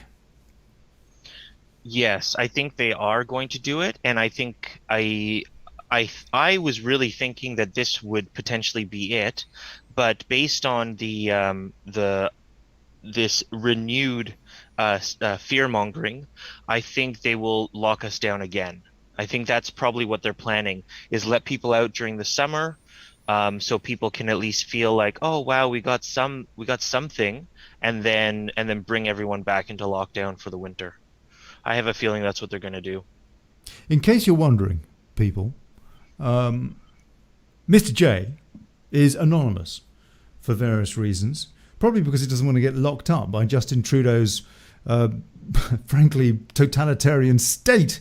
But that is his image that he has provided on this Zoom call. And so that's all we got. But he has got a nice face. I happen to know he's got a very nice face. Anyway, right. You're tuned into Daily Chaos. I'm Olly Connelly. Mr. J, my special guest in the second half, talking about this crazy, scamdemic, plandemic, and what's going on, with a particular emphasis on what's going on in Canada. And so we seem to be in very similar positions in what's going on in Canada, what's going on in the United States, what's going on in the UK, what's going on in Spain. It seems to be a little bit worse in Australia. Look, folks, I want to talk to somebody from Australia, particularly from Victoria State, where I understand it really, really is pretty awful. I want to hear, so if somebody wants to come on the show and tell me about that, please get in touch with me on Skype. Olly Connelly, OLLY, that is under the vid or whatever. You can find that Skype address. There can be only one. Find me on there. Please come on this show and tell us about what is going on in Australia. Another very important part of the jigsaw in this. But what I was going to ask you, Mr. J, now is, because I think it's the same deal in the UK. I reckon there's going to be another extension as well. But are the people just going to put up with this again? I don't know. Like in the UK, I feel like it's promising because you guys have been having quite large protests. I know it's not getting media coverage, but no. I know they're happening. They're happening. So there definitely is quite outspoken sentiment there. Here in Canada, I had thought we were going to have protests by now against these lockdowns, and there have been some, but they've been very small. I feel like I don't know. I keep thinking like, oh, this, people are not going to accept another one, but then they do, and then they do again, and so. I don't know what to tell you. I would like to believe that there will be major pushback against another lockdown, but I'm not as optimistic this time. You're right about the demos in certainly the UK, not in Spain, by the way, but in the UK, yes. And you're right about the fact that there is no coverage. Apparently, when hundreds of thousands of people, that's what it looks like to me. It's very hard to judge, and I can't count all the heads individually, but in the images, the videos, the live streams that are coming out of London for example, last Saturday with the demo then. It was just vast. I mean, it was like wall to wall, walking down, these huge boulevard type streets in London, wall to wall, as far as the eye can see. Just a mass of people, just not like hundreds of thousands, if not a million. I don't know. A lot of people, and apparently, it's not newsworthy. It's absolutely disgusting, which brings me to my next question and what I'm wondering. It sounds as though Canada, for whatever reason, is less clued up, the Canadian people, if they're not protesting in the way that they are in the UK at the moment. In the UK, I wonder if the powers that be feel that they're running out of road in terms of the lie. And I don't know that there's another variant. We'll have to extend again. Boris at the last minute. Jammy. I wonder if that line, if they realise, if they're thinking themselves, that line ain't going to rub it. It ain't going to do anymore. And I wonder what else they're going to do. Because this, we'll come on to this in a minute, Mr. J, but there is an underlying issue here that, again, the mainstream media is not talking about, but that your president has cited as being coronavirus being a perfect, quote, opportunity to roll in. And that's the Great Reset, yeah. He said that, didn't he? He went on telly, Trudeau, and he said that. Yeah, I think actually technically it was not supposed to be a televised that segment, at least, that where he talked about the Great Reset. Okay. My understanding is that it was supposed to be like an internal thing, and somebody got hold of that video footage and they released it. And then he's had to deal with it. But it hasn't been covered on mainstream news as far as I understand. And yeah, I mean, like you guys may not be aware, but we through one of the Canadian news agencies here, which is I guess a grassroots one called Rebel News. You guys may have heard of it. Yeah, Rebel News. Yeah. They've been fighting back quite strongly against the government, and they've been able to, through freedom of information, been able to access documents proving that the Canadian government has been allowing Chinese pilots to run exercises in Canadian airspace, and Chinese soldiers to do exercises in the Canadian Arctic to understand our winter and how to deal with, I guess, winter combat. Mm-hmm. This is all during the pandemic. So these soldiers and these pilots are coming into Canada in 2020 and doing their exercises in Canada. So the Canadian government, signed off by Justin Trudeau, has been allowing the CCP to send their soldiers here to train. So I don't know how deep the ties go, but Trudeau he even said before he won election in 2014, he was at I think it was a woman's business or woman's entrepreneur kind of conference or something. And they asked him to speak. And at one point they asked him a question: what country do you admire the most around the world? And he said China, because China is able to change their economy. This Justin Trudeau. Right. Before he was elected as prime minister, said that. He's PM. Not president. Yeah, PM. Go on. Yeah, he most admires China because of China's ability to turn their country around, I think, and their economy on a dime. And how are they able to do that? Because they're an authoritarian state. And that's what he admires most. So it's incredible, isn't it? I think that says a lot about him. Yeah, they completely want this China model of totalitarianism.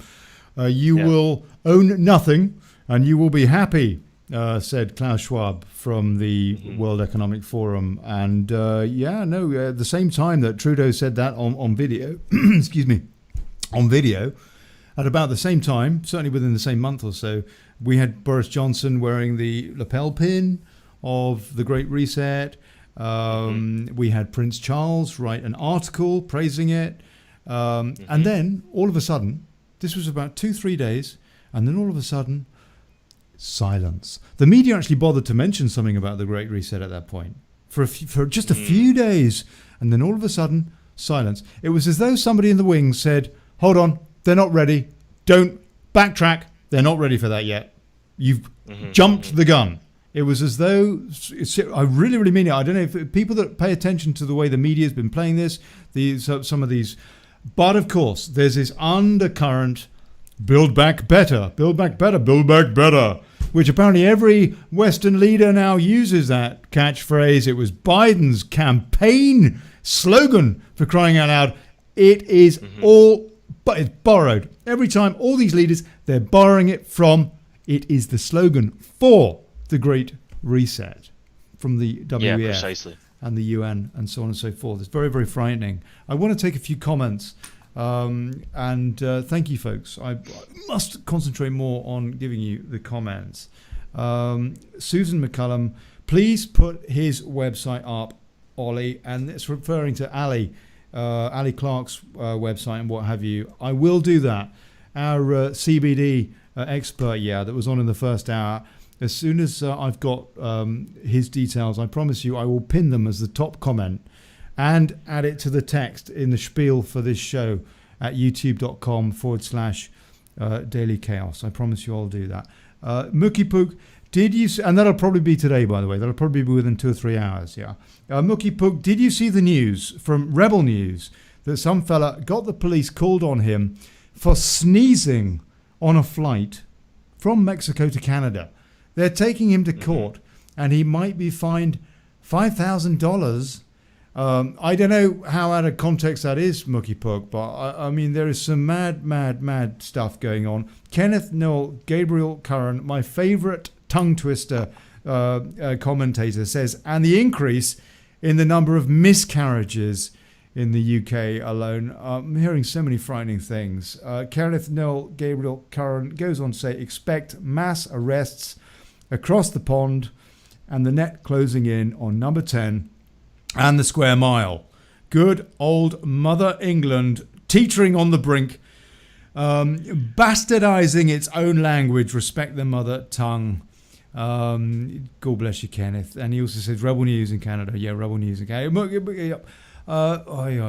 else we got? Ronson122, Australia just mandated QR codes for all retail shops, etc. The NWO is winning. That's a question for you in just a second, Mr. J. Anthony Heslop, Arizona ballot harvesting ban is legal. Supreme Court rules in high-stakes electoral integrity case. Anthony, please put a link in there. That sounds like breaking news. I'd like a link, please. I want to address that story. Thank you.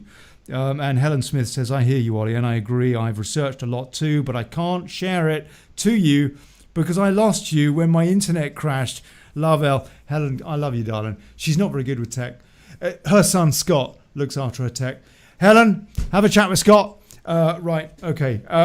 Is the NWO the New World Order? That is the Great Reset. They just changed the name because New World Order sounded a bit sinister or what have you, so they rebranded it as Great Reset. Is it winning? I'm not sure. They are making a lot of progress, but I think also the election of Trump really hindered a lot of their slow implementation of their goals, and so I think a lot of their goals they've had to rush because they're behind schedule. I don't know. I mean, who's to say? The thing is, at this point in time, things do look grim. But at the same time, if people wake up and they wake up en masse, then, I mean, what can be done to stop all the people, right? So I'm not sure. I'm not black-pilled. I'm not nihilistic. I do think that there is hope. I always think there's an opportunity to change course, but I do think there's a lot of very grave warning signs right now that, if are not taken into account, there are things that may not be able to go back. Yeah. There are some very frightening aspects to this vaccine rollout. Oh yeah. I mean, Michael Yeadon, the VP, the chief scientist for Pfizer, yeah, the kind of character you would think should be on the news being interviewed. No, he says that this vaccine, don't take it, he said, and he says humanity is at the gates of hell. I don't know the truth, of course. I mean, I don't know the truth. We see some terrifying statistics and what have you, and then we wonder what's the truth of those statistics, and then we see government statistics that seem to back up this critical analysis, and then we think, well, hold on a sec, because the government is normally lying. For example, we know the PCR test stats were a lot of crock. We know that the death stats have all been hyped. I mean, I've read the notes from the UK government to British medical practitioners that sign death certificates, and equally from the Centre for Disease Control in the US, their notes to coroners, whoever's signing the death certificates, is, if in doubt, put COVID-19 on there. And by the way, and they actually say this, at least at the CDC, they actually say this. If afterwards there's an autopsy that says, oh no, it wasn't. Actually, he fell off his motorcycle and broke his neck. If that's the case or something, we're not going to change the official statistics. It's all so hyped, and it's all so obvious that it's so hyped. And by the way, when you walk down the street and you don't see people lying down dead in the gutter, well, that's what a pandemic is, no? They changed the definition. Yeah. Oh, very convenient, to include flu or whatever, coronaviruses, about 13 years ago. Okay. I think most of us know this. But so many people, though, don't know it. We need to get these basic points out to people. But, I mean, if the government, for example, is saying, as of 3 weeks ago, it's probably a lot more now, 1,300 people dead, 922,000 adverse reactions. And if they're saying that, off the back of their lies, their blatant lies about the PCR test, because it's been overcycled. Even the WHO has admitted it's been overcycled. The guy that invented it said it's not a suitable test for coronaviruses. Yeah? He's conveniently dead now, by the way. When you consider that, you wonder, what is the actual real truth in terms of the death stats related to the vaccine, adverse reactions and what have you? What is the truth of those stats then? It's just a crazy situation. My question to you really, Mr. J, is if in Canada, for example, people are not really taking to the streets yet, that there is this kind of complacency or trust in apathy, yeah. I find that worrying. I find that very worrying. Yeah, same here. I do, because it's unbelievable how quickly people have been scared into giving up all of their rights and freedoms, basically for this quote unquote pandemic that I think it's something like 99.9% of people will survive, something around those numbers, or 99.7. 99.87%. 87. There you go. So, I mean, that's not a pandemic. Like, if we look back at the Black Death, for example, now of course there's a lot of differences between what our health standards are now and what they were then. But basically, if you caught the Black Death, you died. I mean, that was it. It was like a 95% death rate. And we're looking, and yeah, I mean, if we were looking at anything near that, it would be a completely different situation. It's not. Like, as far as I understand, the total number of deaths in the U.S. in 2020 went down from 2021 from 2019. So there were less total deaths in 2020 than there were in 2019. If it was a pandemic, wouldn't there be an explosion of deaths and a much larger number? It just doesn't add up. And if you look at, you were talking about the vaccine. I mean, I don't know if you or your listeners are aware of VAERS, which is the Vaccine Adverse Reporting Agency in the U.S. Yeah. CDC. So it's voluntary. So Harvard did a study on this. That what's that called? Yeah, what's that called? Yellow. VAERS. Yes. It's the U.S. Adverse Vaccine Reporting System. Thank you. Yeah. And so VAERS is a self-reporting system. So many people, so doctors don't report it. Basically, people need to report it themselves. So Harvard did a study, and they estimate that less than 1% of people actually report when they have an adverse effect. So now my understanding is when it's an adverse effect that's like fatal, the reporting is much higher. I don't know what that percentage is, but I mean, even if we were to say that it's a fraction, right now, as far as I understand, it's close to 6,000 deaths on VAERS. I haven't checked it recently, which my understanding is more than all adverse fatalities from vaccines over the last 30 years, all of them combined in the US. I've heard that too. And they're backlogged, so there's a whole bunch that have not been posted yet. And then there's also some people have said that they have made a post, and their post has disappeared because you get what on that? What is it? On that on the list. On that list, and their listing disappears. Yeah, because you get like a reference code, and the reference, and so you can go and look up specific reports if you know the reference code, and then the person will go and put theirs in. They get the reference code. They go back a month later, and it's gone. The report isn't there anymore. I've been hearing about this reporting service, and I haven't yet looked at it myself.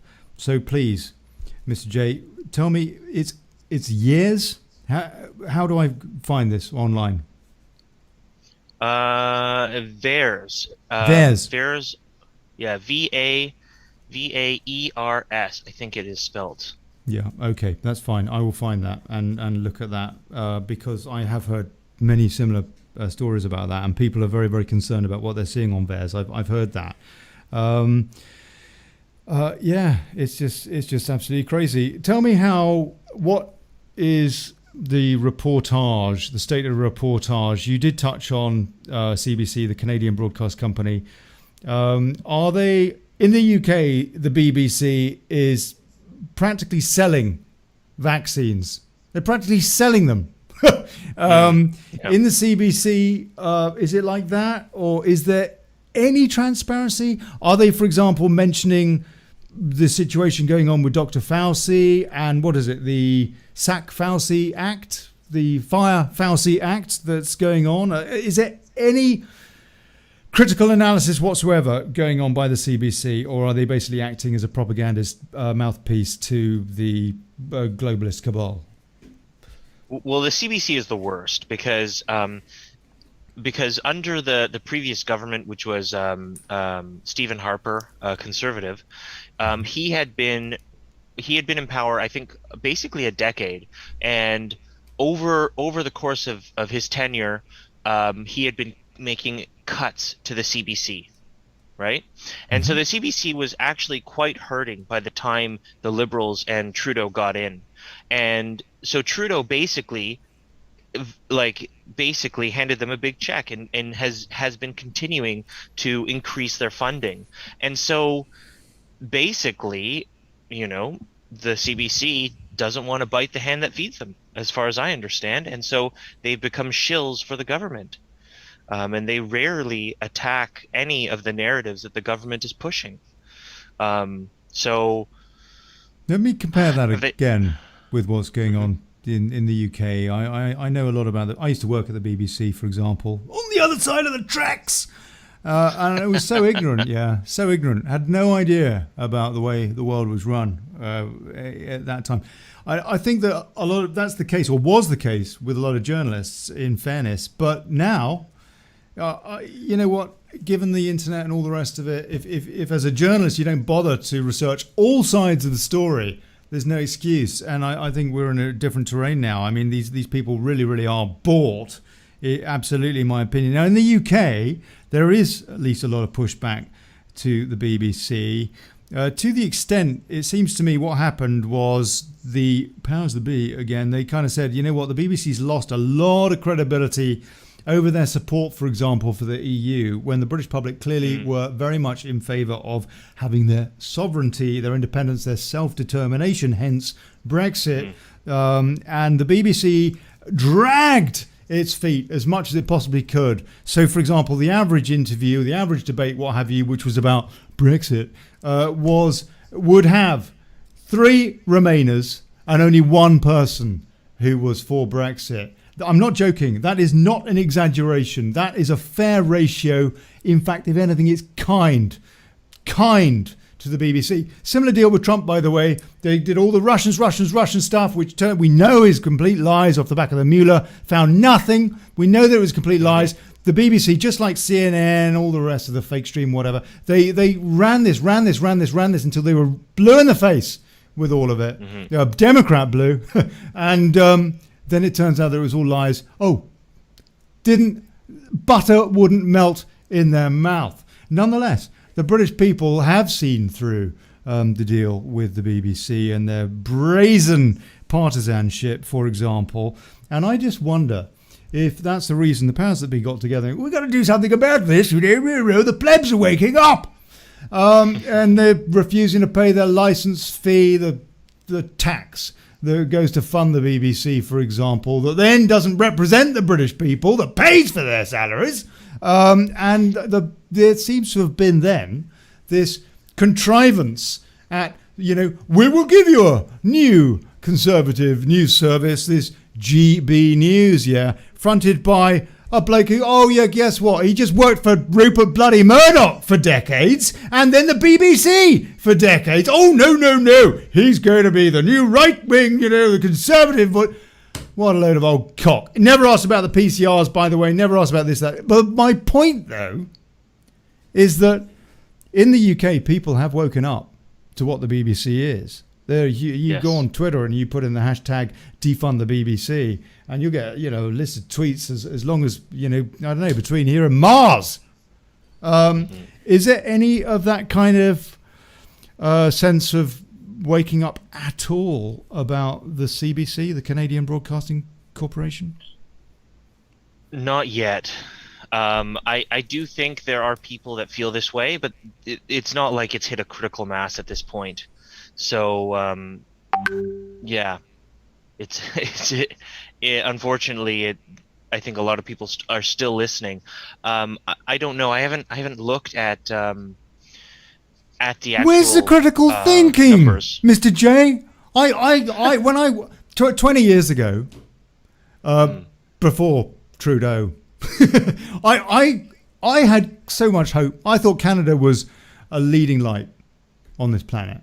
Canada was, if I was going to go and live somewhere that wasn't, wherever I was, top of the list, Canada. Now, no way. What went wrong? I know. I don't know. I mean, there's a number of things. I don't know. I mean, I think that's it. Where do you begin, right? One of the big things that I feel it just in general is that, and again, it might also be from the people that I have in my circles, but that life is so comfortable and so good in general that people don't want any disruptions to that, and so. For example, if they have to go out, people basically just don't want to push back. They just want everything to be good. And I think this is also one of the major reasons why the fear mongering has worked so well here, is that people haven't had to struggle because life has been, in general, life is so good. I mean, even the poorest people in Canada often have cars. So it's I don't know. It's I think people have lost touch with the struggle of life, and they just don't want it. I don't know. I mean, I tell you, it's just it's crazy. I just wonder. I mean, this is the ultimate question for me: are people going to wake up in time? Yeah, I think there are some sparks of hope, but for example, I'll give you a bit of a contrast to that in Spain. I live in Valencia in Spain these days. Yeah, have done for the last 15 years. Love this country, and the people they're scared. It sounds very, very similar to what Mr. J is describing in Canada. And I'll give you a prime example. Yeah, the masks. So the government, Madrid, they say, what was it, last Saturday week? So what, about 10 days ago, I guess? No, it was last Saturday. Was the day that they said, decreed, you don't have to wear your mask anymore in open air, provided you've got a gap between you and everybody else of 1.5 meters. Follow the science. There's no science. Anyway, I'm not going to rant. I never rant, as we know. So they can take their masks off. They can take their masks off. But people, I walk down every day up and down the beach. I'm very lucky. I live on the Mediterranean. I walk up and down the beach. Sea breeze coming in. This is one of the best places. People come sailing here. The reason that the American Cup was hosted here a few years ago is because this place is renowned for its sea breeze coming in on the shore. Which healthy, salty, lung full of salt air, yeah? What could be better for you? Oh no.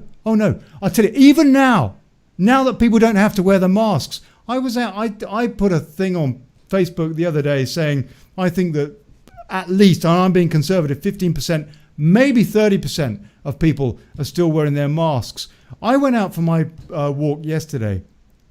It was more like 50 or 60% are wearing masks, even though they don't have to. And this includes under 30s, yeah, people that are clearly young, teenagers, young families with their children, and the children are wearing masks. I mean, I can understand it more with elderly people, but it's just it's just mad, Mr. J. People are scared. What frightens me is that the media is winning here. The media is one big lie, the mainstream media, and but it seems to be winning. Yeah, but I mean, it is always darkest before dawn, right?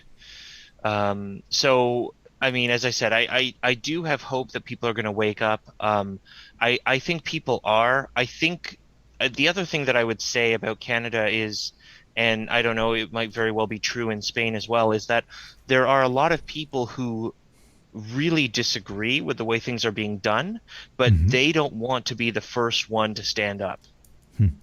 And so therefore, the situation that we're in is that, we have no critical mass. And I mean, I can't go and attack all these people when I'm on your show anonymously as well. So, no, I hear you. I understand that. I mean, the situation is difficult. Yeah. What we need is a tipping point. I think we've been undergoing for some years around the world in various different ways, with Brexit, with the whole Trump thing, stroke libertarian values and all that. I think that we have been going through the yellow vests in France, for example. Yes. Merkel, God knows why she's still in charge of Germany, because her people seem to have voted against her party time and time again. I don't know why she's still in charge there.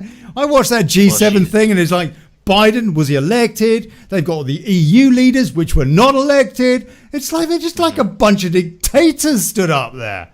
And it makes you wonder. Yeah. But I think we have got a chrysalis of awareness that has been going on for many years now. But people are scared. We do need to get to that tipping point. And like I say, I wonder if we're going to get there in time. What are potentially... Hold on. Can I just speak to that? Yes, please. Okay, so I would like to give a bit of hope, because I really do think that the tides are going to shift, and I think when the tides shift, it is going to be a tidal wave. And I think this is, again, for your listeners, I think the solution or the way to get there is through alternative medicine, or not alternative medicine. What's it called when they take old medicine and they use it for repurposed medicine? Mm-hmm. Particularly ivermectin. I think ivermectin is going to be the straw that breaks the camel's back. They are doing an immense censorship and basically cover up of the effects and the purpose that ivermectin has. So therefore, when this story finally breaks, I think so many people will suddenly go, what? You forced us to take a vaccine that's experimental when there was a solution available and you guys didn't want to use it? I have a feeling that is going to be the thing that destroys the globalists. I really think, because it's going to end the pandemic. Like if you look at the numbers, the regions in India that are using the contrived pandemic. Sure, but the regions in India that have been dealing with a crisis-like situation have completely gotten under control by using ivermectin. The stats are out there, and there's a report that just came out. I think it was a Dutch science report saying that the need to vaccinate is something like, no, I can't remember what the need to vaccinate was, but they based it on the need to vaccinate versus the number of people who had adverse reactions and then died.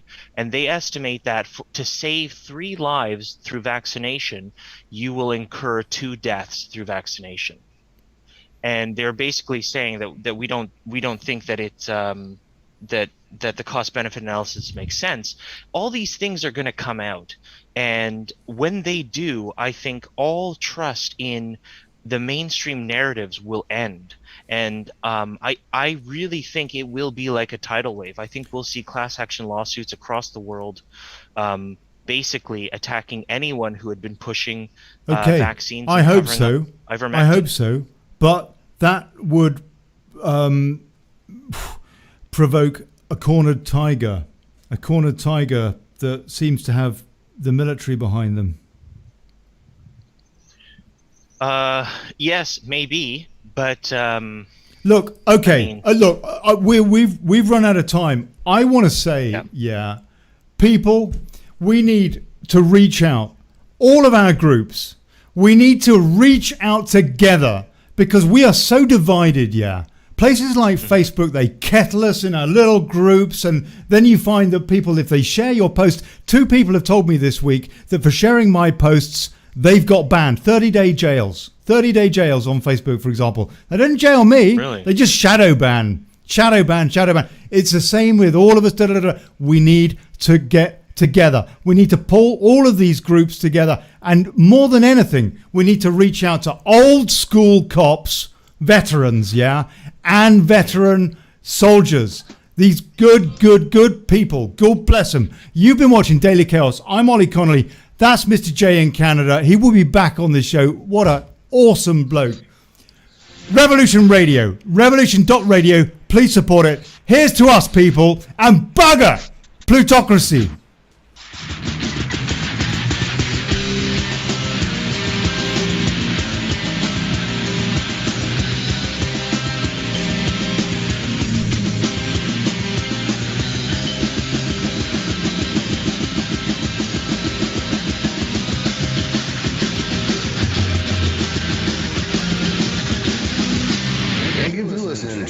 Revolution Radio.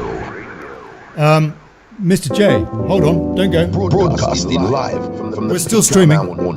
the most easterly point of Australia. Okay. Tune in to the Free Manatee Radio. Let me just sort myself out. Now that I've nearly had a heart attack. On the show each week, we discuss realistic. Yeah. Oh, hold on. Yeah, that's right. Okay. So that was Revolution Radio, and we're still on youtube.com /Daily Chaos and at dailychaos.news/show. I just wanted to thank you, man, Mr. J, so much. And that was always rushed at the end of the show because I always cock up the timing slightly and then I've run out of time. But I just want to point out, I just want to say, I hope you're right. I mean, I do have this optimism as well. We've got to pull our various groups together. You know, these groups for truth and what have you. It's just crucial. Yeah. I really do think, as I said, that the path, because so many of the paths now that we're speaking about have been deemed basically crazy, right? Like you're wearing a tinfoil hat if you speak about these things, right? Like if you were to question, hey, you know, I don't think that the American elections were kosher, that you're a conspiracy theorist, right? And it's like, hey, I was just questioning it. So I think there's this heavy campaign to basically destroy anybody's credibility, and that's why I think the way forward and the way to wake people up is through ivermectin. At least I'm seeing it work here. People, when I start showing them information on ivermectin and what's happening, people suddenly start to question other things that are happening, other narratives that they're being told. So I'm sorry, I don't know if you can hear those jets. Oh wow! Did you just have a buzz over? Probably. CCP. It's Canada Day. Okay. Canada Day, the jets fly overhead. I think they're called the snowbirds, and they do some tricks and stuff in the air. Oh, that's cool. That's cool. Yeah. It wasn't canceled, even though they tried to cancel it. Right? Did they? I think the Biden wants to cancel. Everything's trying to be canceled. Yeah, I think they want to cancel July the 4th in the States, don't they? Oh yeah, Biden. They're trying. Yeah, they're trying, but I don't think they'll succeed. Yeah. Aye. We you know, people, we gotta pull together. You know what? But Mr. J, I'm so grateful to you, and thanks everybody for what you do. I know that the folks who are watching this are, you know, very immersed in activism and what have you. We have to pull together our disparate groups for the common cause of creating awareness. If we don't cooperate, there's a lot of groups out there. Well, for a start, there's a lot of groups that are run by shills. Yeah. I mean, I know this through my experience with Daily Brexit, that there were many so-called Brexit groups that were not about Brexit at all, didn't give a damn about Brexit. And I'll give you a good example, the Bruges group, they didn't give a damn about questioning whether Boris was going to deliver Brexit. When he said getting Brexit done, which was, you know, his thing about getting the WAB through Parliament, that wasn't Brexit. That was putting through what would happen after Brexit. And yet, for example, the Bruges group, like all the media, they were saying that was Brexit. It wasn't Brexit at all. That wasn't getting Brexit done. They didn't. My point here is that they don't bother to ask the questions that really, really matter. And now, for example, with that, guess what? Northern Ireland hasn't got Brexit at all. Northern Ireland effectively is still in the EU. Why? Because they're still in the CU, the customs union. And so Boris lied.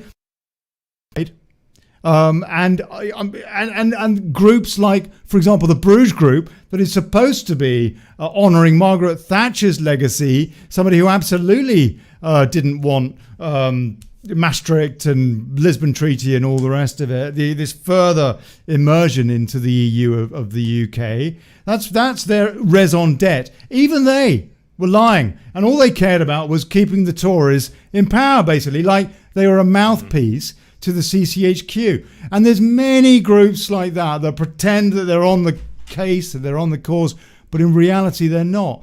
But nonetheless, there are many, many groups out there that are fantastic. We need to try to pull together with them. We really, really do. So folks, please, and if you want to Skype me, anything this show can do to help to pull these groups together, to get them on this show, and together, different leaders from different groups, yeah, let's do it. Let's do it. Let's try and get them together.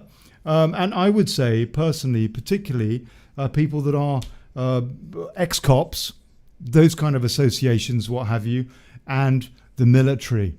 Because ultimately, I mean, I don't know about your take on this, but it seems to me we might get to a stage, Mr. J, whereby it all comes down to all of this assault on our Western values and whether or not they get away with it, with rolling in this totalitarianism on a global scale. All it boils down to is whether or not cops and soldiers remember that they have children and families too. Yeah. I mean, I hope it doesn't come to that, but yes. I mean, at the end of the day, these are the it's the traditional values I think are really needed. Hope for the best, prepare for the worst.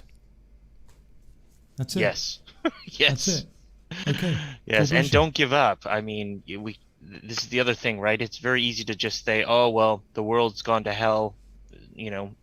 I'm done with it," and that doesn't solve anything. That doesn't help anything. No. By the way, Mr. J, we're not doing that around here. I know you're not, sir, and I look forward very much to having you on the show again. Thank you, everybody. All right. Ciao.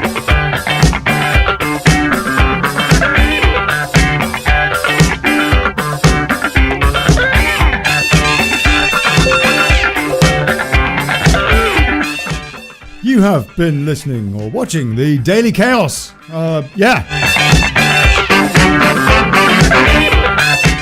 Every week, live every week at this time, whatever it was, 2 hours ago, wherever you are, until this time now, every Thursday.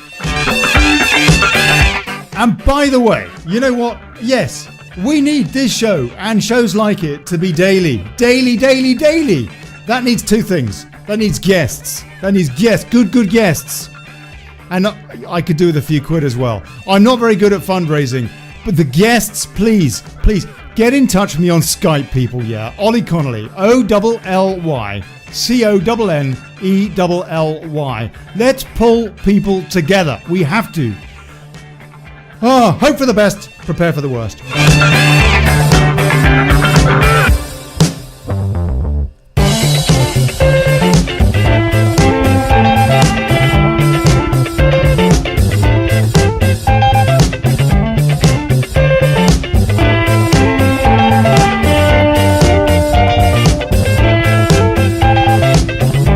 Got off to a bit of a dodgy technical start today. Apologies for that from Revolution Radio. I'll tell you what, Revolution Radio as well. Go and support it. Lots and lots of cracking shows. It really is awesome. I tell you, I wouldn't do stuff on there if it wasn't for the fact that they're awesome. They're beautiful people. They really, really are. Good hearts. Revolution.radio. Get stuck in there, please. And if you can afford a few quid to donate to them as well, do. As for me, I don't even know what my details are for donation, so you can't donate to me anyway. So donate to Revolution Radio. I am working on the dailychaos.news website. Again, yes, I'm sorting out a merchandising page with some silly t-shirts and mugs and stuff like that. So that, I don't know, you can buy something, whatever. If you haven't subbed up to that, sub up to that. Oh, and by the way, please subscribe on YouTube. If I get another 5 or 6 subscribers on YouTube, I can do a super chat thing, which apparently is good somehow. And then they'll kick me off as soon as I've achieved that, probably.